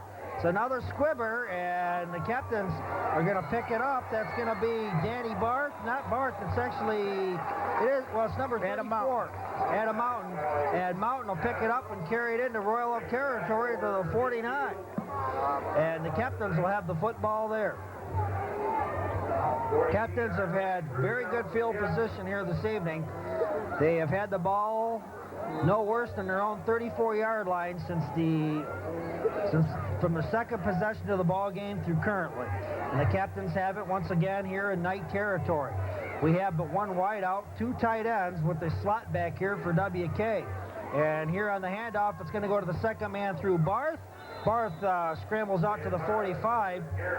Standing over him is Scott Karolak, who puts the hammer on him after about a 3, maybe 4-yard gain. Clock continues to roll. We have 2:34 to play here in the third. The Captains and the Knights have each had the football once here in this half. So just a moment ago, the Captains are now on their second possession as both these squads are going for time of possession here tonight. Not a lot of passing. The Pigskin's a little slick here. Slick Willie's going on out there. 2nd and 6. The Captains with it up over center is Timmy Morris. He might be audibleizing, and here on the handoff, nothing doing. Dan Barth was just met by a swarm of Knights, and that'll make it now 3rd down at about 9 following a loss of 2. Check that, Roy. Walker? Yeah, Walker's back in. Dan Barth's along the sidelines there and trying to stretch out some calf muscles there. I think he cramped up on that last play there. And there you have it, 3rd down, and we're going to call it long 9 right now. The Captains are having a 3rd down difficulty. They started off this football game 3 for 3, converting 3rd downs on their first drive of this ball game, and have since fallen off sharply. Captain's working out of the eye in the pro set. Rolling out is Morris. Morris sees a pocket collapse, goes underneath, and a pass is nearly hauled in but dropped by Nick Reeser, who might have heard footsteps. He would have been short of the 1st down, but at least he might have cut the damage, but it was not to be, and that makes it 4th down, and WK will have to punt as Jason Frank will now come out on the field, and he will be our punter. Yeah, I think right there what you saw is consequences of playing with a wet football as Nick Reeser just couldn't haul that in. And with that, that's 4th down and punting situation. A couple of deep players back, including Cedarlet and also Nelson. And the ball everybody will walk away from that one as the Captains will down the foot. Actually, the ball will be down by the officials at about the 17-yard line. And Royal Oak, once again, will have poor field position. Well, Brian Rush coming downfield there wisely once that ball started to bounce upfield. Walk away. Yeah, he hit it and down the ball for the Captains. Mike Boyd, the Our Lady coach, who gained his 203rd victory in the playoffs last year, dropped a 28-27 decision to Fort Recovery last week, and he says, you know, I can't believe with all the turnovers and as poor as we played that we were in the ball game. He says I almost would have been ashamed to have won that game, but I think he would have taken it. Yeah, I'd have taken it because if he ever gets 300 victories, nobody will remember 204. So Mike Boyd is one of the unsung heroes in high school sports here in North Oakland County. there's a lot of unsung heroes. 106 is what we have left here in the third. The Royal Oak Knights have a 14-10 lead here on the road. And here's a quick hitter, and the captains will use the swarming defense. Their linebackers pretty much face that play as Rushman and Zapata are all in there, also in there for the captains. Might have been trying to look there on that play, Justin Dyer. So far, a good job by the defensive line and the linebackers for the captains as they're just trying to meet the people at the ball, and a lot of good gang effort tackling in there by the captains. And with that, that'll make it 2nd down and 8. The captains defending the north goal as the Knights work from our left to our right. We have 27 seconds left here in this quarter. Royal Oak has players split out in the pro set, and the handoff will go straight up the middle. Captains on a swarming effort that time have just sealed everything off. The ball carrier this time is Chris Nelson and finds no running room. 3rd and 8. Make that 3rd and 6 as Royal Oak will try to get things going as the final 13 seconds is what we have on the clock as we have a timeout here on the field. You're watching Comcast TV 45 Sports. I'm Bob Montgomery along with Roy Akers. We'll be back right after this. When you need a mortgage, you need To answers. his defensive troops there, Roy, as I'm not sure who was charged officially with that timeout, if Royal Oak took that or the captains took that. Either way, it's 3rd down now and 6 for the Knights as they lead this contest 14-10 over the host captains. And WK trying to defend it, 3rd and 6, a big play for Royal Oak, and they aren't going anywhere. The captains have held. The Royal Oak squad picked up a couple of yards on that handoff, as that time it was Chris Nelson on the carry. The captains have a couple of players. Zapata in on the stop, as well as it looked like Barth might have been there as well. And 4th down, and the Knights, I'm sure, are going to kick. Well, now the captains have called timeout, and I'm not sure exactly why they called this timeout here, Roy. This is not the 4th quarter, folks, and Well, they might want the football back. They might want the short punt here. yeah, that's okay. That's a good key point there, Roy. They're going to have to kick this ball into the wind, and they probably wanted to force Royal Oak to kick it into the wind. Captains have had very good field position, and after a while, when you are constantly defending good field position for the other team, if they take advantage of it, well, chances are they're supposed to. But if you don't, after a while, that's also a momentum swinger. As I would say, the momentum slightly went to Royal Oak Kimball as they whipped off all these points, 2 touchdowns, and the captains really need to break that. If they can get a good return here, a short punt, and maybe take it in, they'll get the momentum. But right now, Royal Oak scored the last 14 points here in this contest. Well, talking about a tough Oakland Activities Association Division II, you've got Berkeley, Birmingham Seaholm, Pontiac Central, Pontiac Northern, Royal Oak Kimball, Waterford Kettering, and West Bloomfield. And, man, it's just some tough football here at Division II, Roy. Well, Murphy couldn't get the ball off. We have a flag, and the officials have indicated it will go against Kimball as they have a motion flag, and that'll make it 4th down and 11. 2 seconds elapse off the clock. Well, some of the preseason predictions by the Caz, Roy. He's got Royal Oak Kimball, number 1, Berkeley, number 2, Birmingham Seaholm, number 3, Pontiac Central, 4, Waterford Kettering, 5, Pontiac Northern, 6, and West Bloomfield, 7. Well, short squibber that will take a captain's role, as the captains will have tremendous field position. Our quarter is ended. The captains will be on the Royal Oak 47. These 2 squads will make the short jaunt, as the captains will be working against the wind in the 4th quarter. And our game score after 36 minutes, after 3 quarters, Royal Oak 14, the captains 10. The barn is burning. Hold on for the flaming 4th here on the Comcast Sports Network.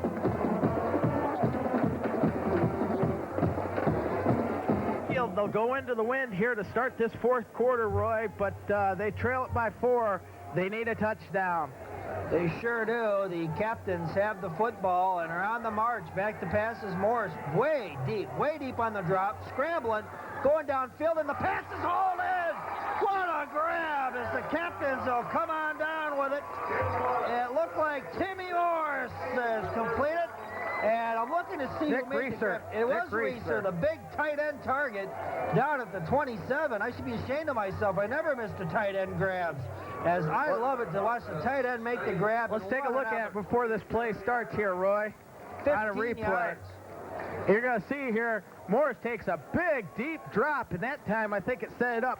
Reeser had his hand up, throw it to me. And he knew the stick was coming. There's a stud right there. He knew that was coming. And the handoff goes to the first man through, Danny Rose, and Rose will pick up a couple. You know, you got a player when a guy can hear the footsteps and gets, he got crunched. I'm sure his shoulder pads will show a couple of marks on him as he heard the footsteps and held on anyway. 2nd and 9. Opening minute of play of our 4th quarter. 14-10 Royal Oak. The captains are on the march.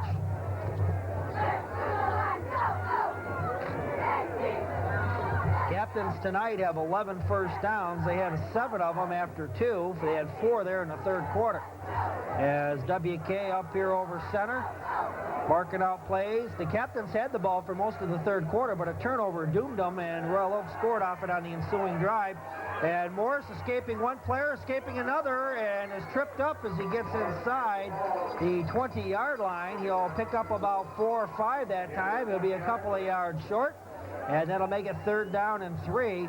As Morris looked like he had room that time, Bob, before we'll take a look at it here on replay, Roy, as what you're going to see there is Morris that time just didn't see anybody open. He had Reeser cutting across, but I don't think he picked him up.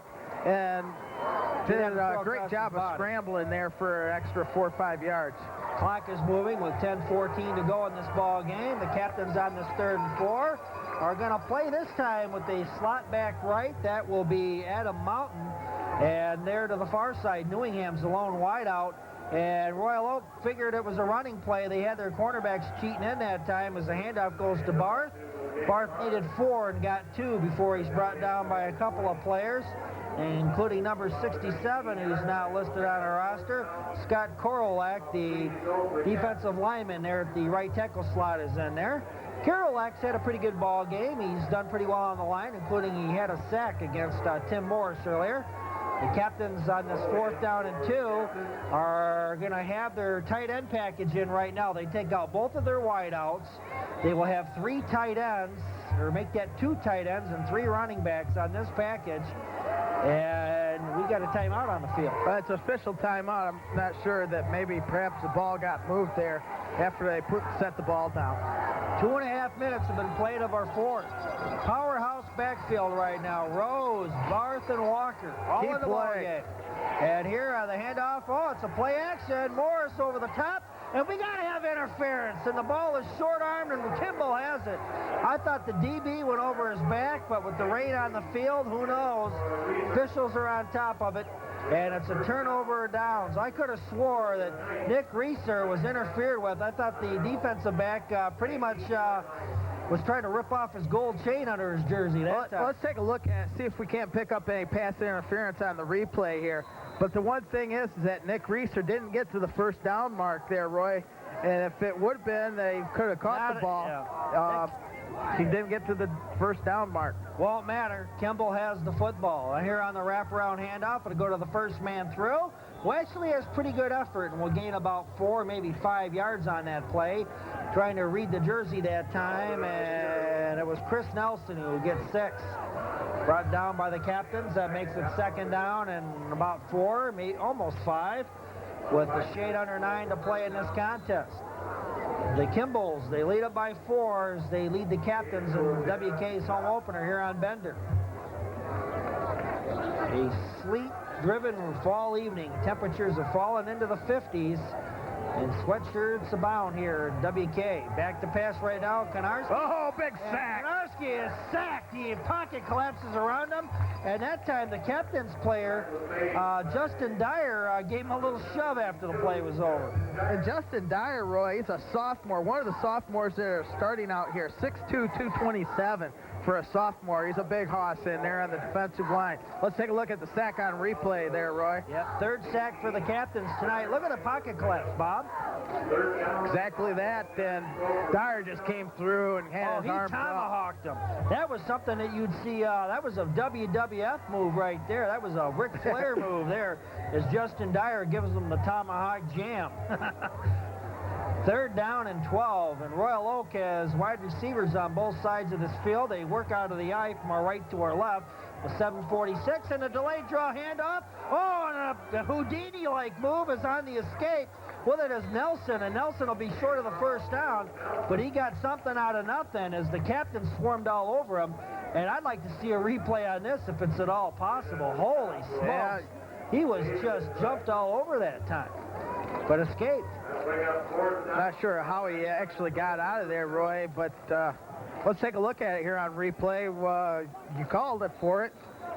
And Look at that. There at that time, Dyer just didn't wrap him up and tackle him down. There's some more mist-tackling, but there's a host of gang of green. Royal Oak took a broken play earlier in the third quarter and ended up scoring out of that drive. And here's our punt. It is an almost blocked by the Captains. Punting against the wind. Uh-oh, that might have touched the Captain player. And he's pretty confident our Tim Morris. I thought that ball might have taken an inadvertent hop, possibly hit him, but he walked away from it, and he knew it and didn't touch him. And the Captains will have pretty good field position. But great punt. That's what happens when you got the wind at your back. You're able to get that ball up in the air and get a little extra hang time, and that's exactly what happened on that punt. Yeah, the ball hit the forward point and carried him about another 15 yards. The Captains with 6:50 to play in this contest, I'm sure they would be satisfied with a scoring touchdown and leaving Royal Oak with less than a minute to go. I don't think that they get a big play for a touchdown, they'll take it, but I don't think the Captains, they're going to keep it on the ground here. Yeah, I think Mike Bear will just try to chew some time off this clock. Nice, long, sustained drive. I think this is a game that suits Mike Berry. I think he likes to keep it on the ground as much as he can, and this rain has kind of given him a pretty good little reason to do that tonight. Tim Morris back, rolls out, and is whirly-birded around but escapes. He's still in the backfield, tucks the ball in, looks to get rid of it, finds nothing. He's finally sacked. As it would turn out, Kimball made a nice play, but Tim Morris nearly pulled out a pretty good play of his own here tonight. That sack there, I couldn't tell the jersey once again here for Kimball, as it's going to make it second down and long here for the Captains. Yeah, I think they're just there is afraid to throw the ball away or throw it out of bounds. We'll take a look at it on replay before we start this next play here, Roy. And there, like you said, coming through, avoiding the initial sack, and he'll finally get sacked over here, and we'll go back to live action. Yeah, that play there was Konarski, the other quarterback, that got him, and here underneath, a nice pass, complete now to Nicky Reeser, and Reeser will pick up about half of the yardage that was needed. He needed 17 and got about 8, and that makes it about a third down in about 7 or 8 situation. 5:52 is what we have left here in this fourth quarter. We played a little over one half of this fourth quarter. Third down and 3rd and 5. I guess if you want to shake the key ring, this is certainly a key play. Yeah, it's a big key play for the Captains here. They don't want to have to punt into the wind, trailing by 4 and giving Royal Oak an opportunity. Split out now to the near side will be Newingham. Over to the far is Adam Mount. Tim Morris up over center on a deep drop. He's got a target, and the pocket collapses, and he's sacked again. Busting through this time is going to be Dan Roberts, and Royal Oak Kimball has picked up the momentum, and it's 4th down, and the Captains, I think, are a little frustrated here. Yeah, the offensive line has just got to do a better job against the D-line of the Knights here, Roy, and they haven't been able to protect Tim Morris so far tonight. And on this turnover downs, Royal Oak will have the football. It was a 4th down. The Captains could not convert. The Knights have the football, and they'll have it now on the Captains' 36. And this is where WK is going to... Actually, that was 3rd down play. That was a fumble there. Let's. Is that a fumble? Yeah, if we could hold that play, Matt, we'll take a look at it after this. Yeah, I thought it was 3rd, but I'm rolling with the punches here tonight. Okay. Well, we don't It have was that indeed a replay. fumble? It was a fumble. And it makes it 2nd down and 10. I never saw the football come out. I just figured I missed a play in there. 2nd and 10.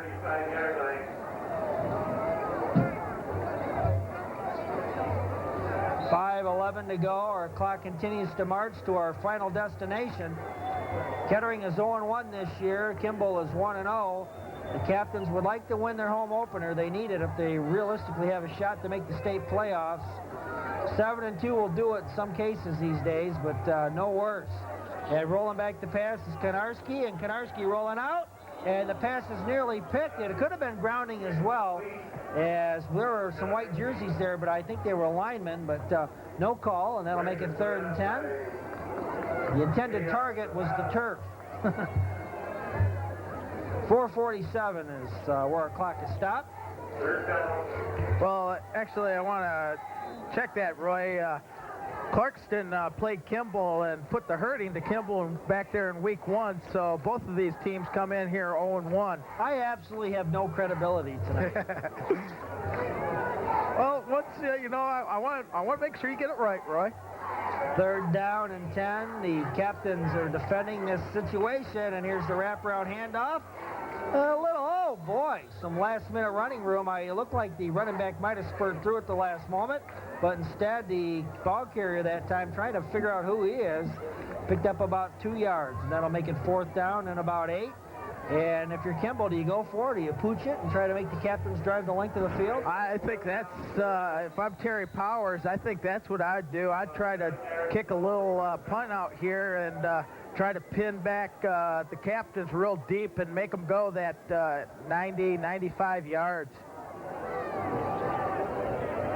Maybe try to kick it away from the punt returner. And well, they're going I guess for it. I'm not the coach. They're going for it. Yeah, this is high school ball. 4th down and 8. 3:58 to go here in this contest, and here on the wraparound, it's going to go to the outside to Cato, and Cato runs out of room. I don't think he was trying real hard for the 1st down. They might have been trying to get time off the clock. And with 3:52 to go here in this ball game, the Captains have one final shot. Yeah, still a lot of time left though on the clock, and now at the ball at the 33-yard line. Now they're just 66 yards away from 67 yards away from pay dirt.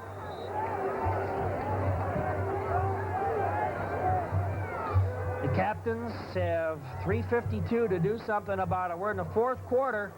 The 2nd game of our triple header here tonight. Back to pass. We've got Morris. Morris has it complete, and it's hauled in underneath to Dan Rose. Rose along the sideline.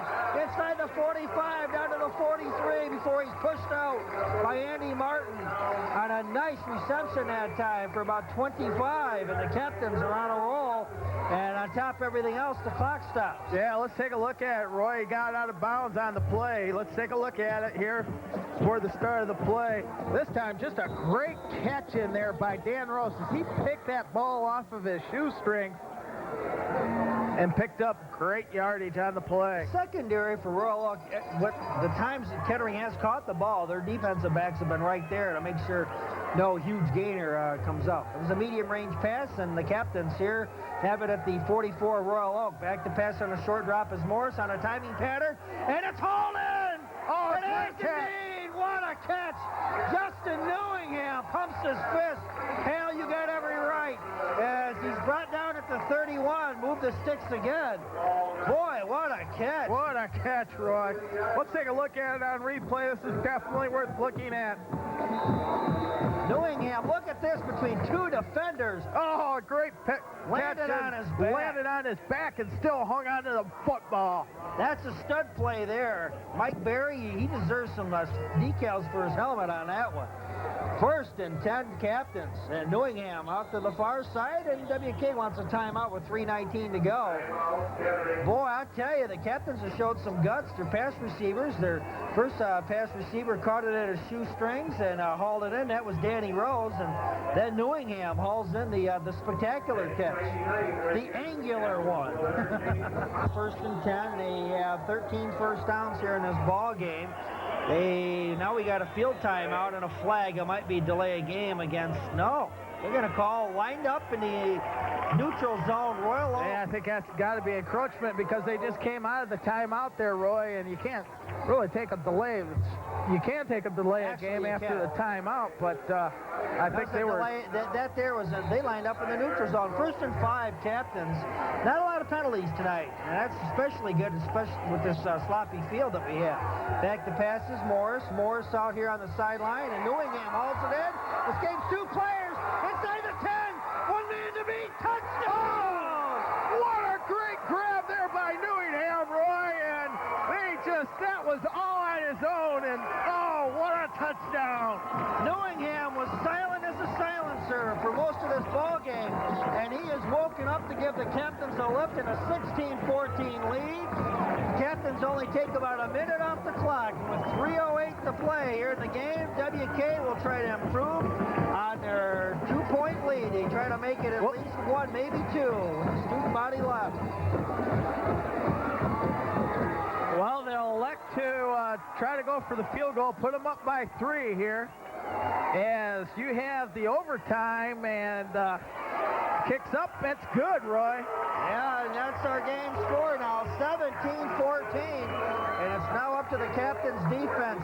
Let's go back and take a look at this great touchdown grab here by Justin Newingham, Roy. This time Morris has all kinds of protection to find Newingham. Look at the spin move there. Gets past 2 of the defenders and then cuts it upfield and takes it in for the touchdown. Way to go, Justin. Those basketball skills he showed on Comcast last winter come in there. He did a little shake and bake that time. Holy smokes. And he did that on a wet field too, Roy. Yeah, he sure did. And you should have been wearing Reeboks, young man.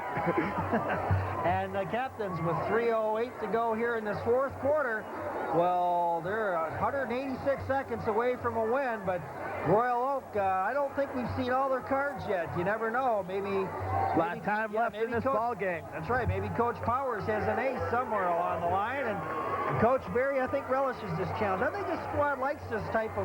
Yeah, I think he likes coaching in this kind of stuff. He probably... I imagine probably his favorite song is Old MacDonald, lived on a farm type thing. Because this guy, he's always liked these types of games. Run it, keep it on the ground, and we got a fumble on the kick return, but still on his feet and gaining some pretty good yardage. We do have a clip there behind the play, and whatever yardage was gained by Royal Oak will come back, as that flag was thrown on about the 30-yard line, and it's a hold, and it's going against Royal Oak. It's a spot foul, as our ball carrier that time was Chris Nelson, and he'll see his monster effort getting up the midfield will be called back, because he got a little help that time from a hole. Yeah, and now the defensive unit for the Captains, they just got to pin their ears back and play some football here. And with that, the Knights have 3:01 to try to do something here against the Captains. The Knights will be backed up to inside to about their 21-yard line. 20-yard line. What an entertaining game we've had here this year. Yeah, this is a great game, Roy. Don't go away at the end of the game. We'll have a post-game show. Roy Akers will be down on the field, and I imagine maybe in the rain. Justin Newingham might be one of those players that you're going to try to grab there. Yeah, if he doesn't give me the slip. 3:01, the Knights working from our right to our left. The pass thrown out of the flat, and it was tipped in the air. It was dangerous. The sitter let that ball go off his palm and hits the Kettering track, and it makes it 2nd and 10 with 2:57 to play.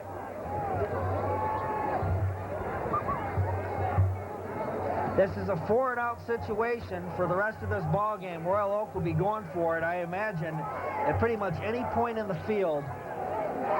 There will not be a 3-and-out. They will not punt. The Captains will keep the ball on the clock, and with all the timeouts called, that will not give Royal Oak enough time. So they got to do it here on this drive.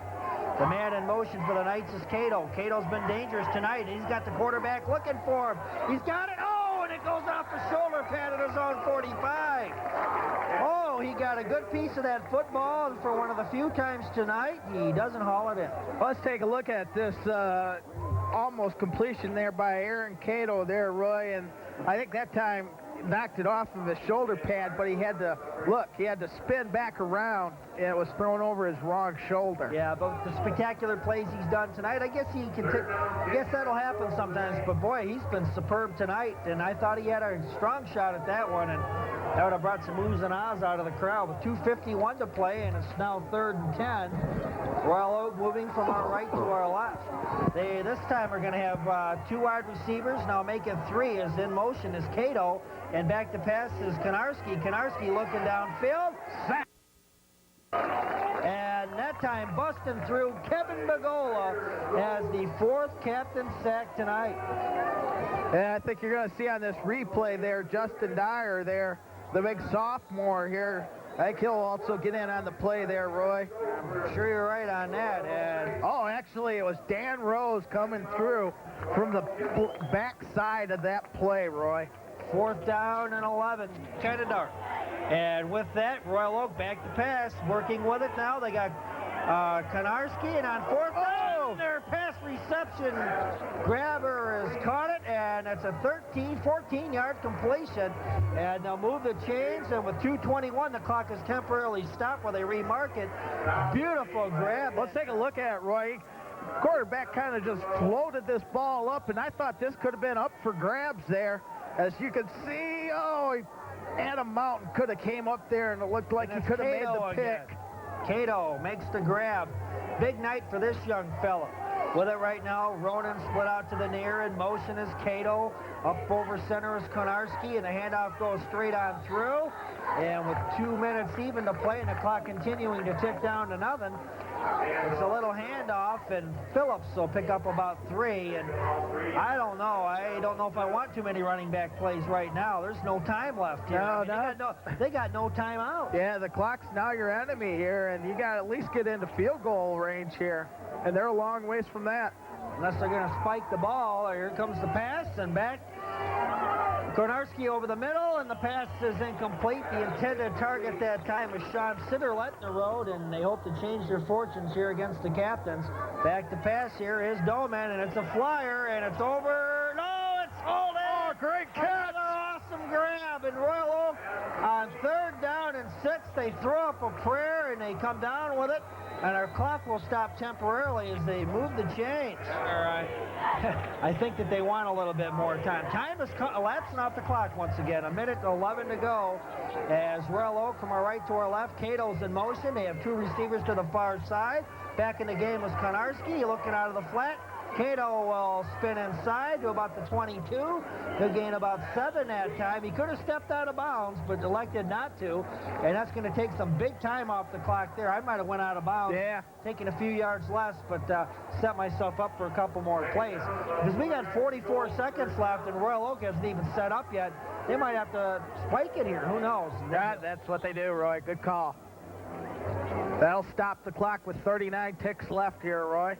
Yep, and with them they're automatically at 4 and out. They've got 2 plays here, so that's and they only need 4 yards. So you might even see a delayed draw or a quick hitter or something to move the chains. But the one thing too is that with the timeout situation the way it is, I don't know if they even have 1 left to even set up a field goal. They might have to go for the end zone here regardless and take their chances, see if they can get the 6. Yeah, you can't run it into the middle of the field and try now to put it into, your place kicker's hands or his foot, so to speak. And the Knights back. Konarski with it, rolling out, running out of room, and is just hammered short of the 1st down marker, not by much. And with 30 seconds to go in this ball game, that's going to bring up 4th down, and Royal Oak is called. They did have 1 They left. had 1 timeout left, and they elect to call their last timeout here with 28 seconds left here. If they go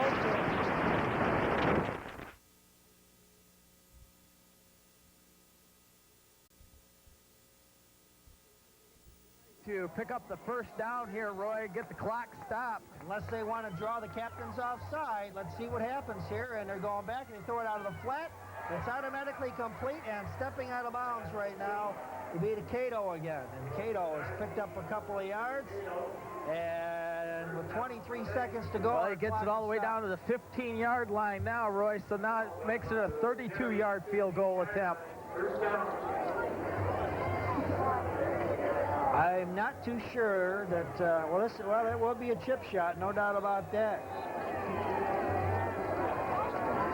But you got to remember, for the kicker, that field's wet. And can he get a good plant if he's going to try to kick this field goal? Oh, it's fumbled! Who's got it? The captains think they got it, but the officials will tell us who indeed has it. They're still trying to sort it out. Royal Oak's got it. Oh, the clock is going to move, though. They're going to have to spike it again, and they do. 6 seconds is what we have left. No, the clock continues to roll. They can't do that on the incomplete pass. Well, I think a couple seconds came off the clock there, Roy, and there was probably 6 seconds left. Yeah, I saw 6 seconds left on the clock when they spiked the ball. Somewhere between 6 and 7 seconds left, and the officials will sort it out. They're going to tell us what they think. Either way, it's going to bring up probably a 32-yard field goal attempt here by the Knights. And the kicker for the Knights, that's Curtis Case out there? Well, I was given a player who wasn't listed on our roster as their kicker. I've been going with a mystery man here this entire game. We ran into some non-correct rosters tonight. Oh, Royal Oak will go for it. 6 seconds to go. They're going for it. They are not confident of a 30-yard plus.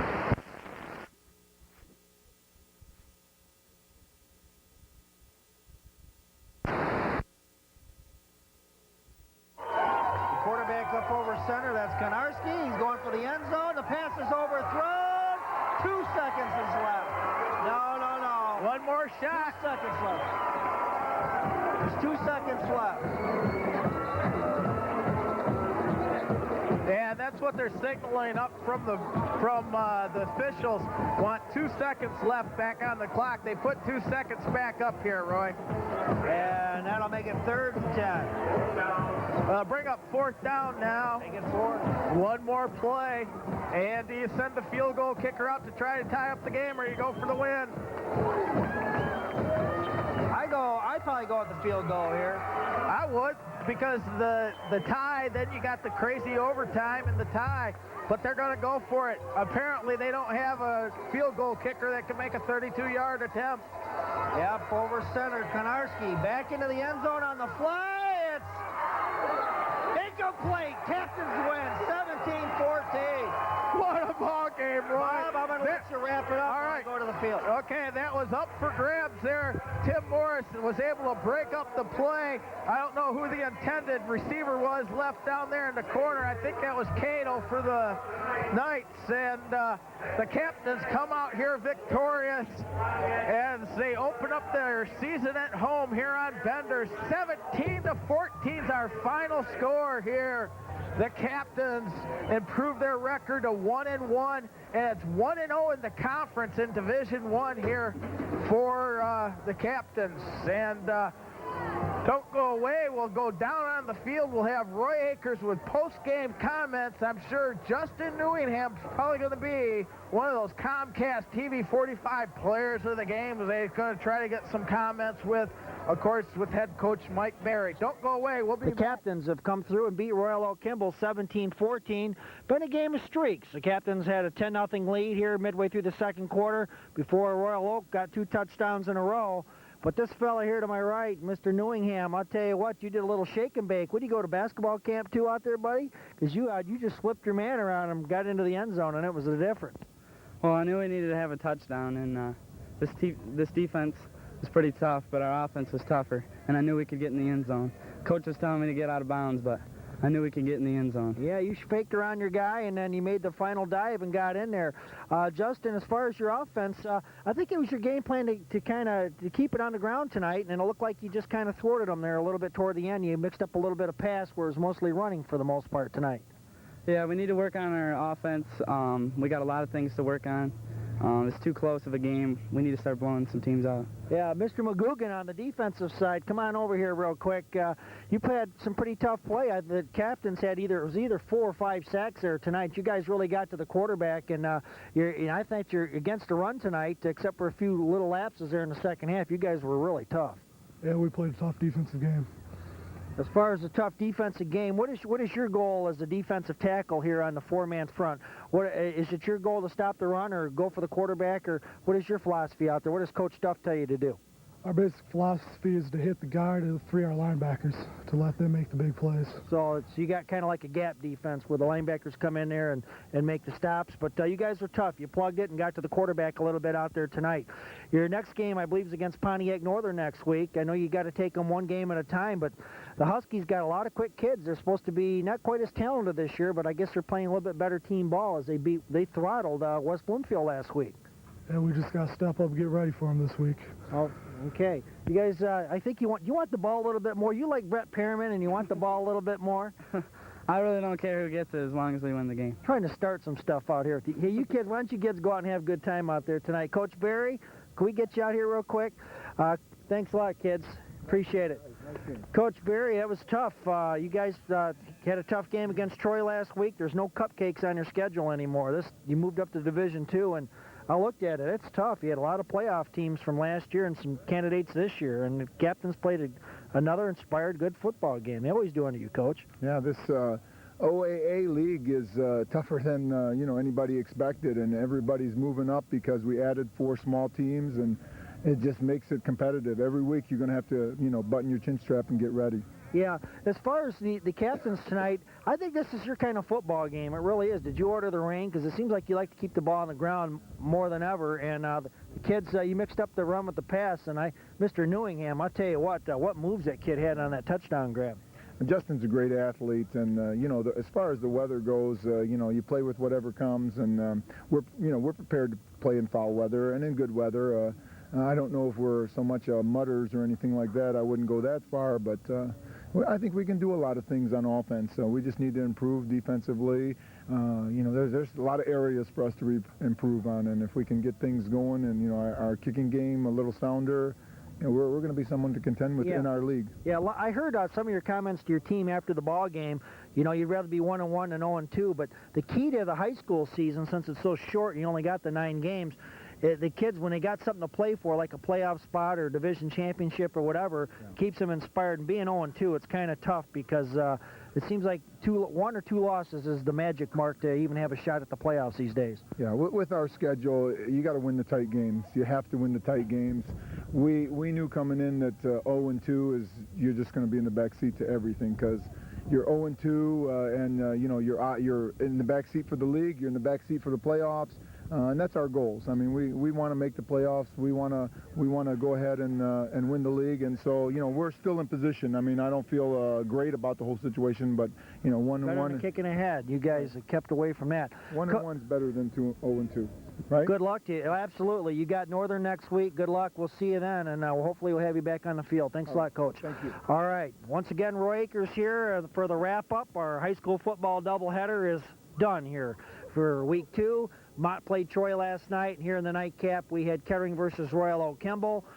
These 2 Waterford schools are very entertaining. Mott has really improved. They got a pretty good program under Coach Wynimko. They're getting better all the time, and of course, Coach Barry has a pretty good squad up here for Kettering. For Bob Montgomery, for our director Matt Latham, for all of our volunteers tonight who are listed on the credits behind me here in the next moment or so, I'm Roy Akers. Good night, everybody. 17-14 captains. Way to go, WK.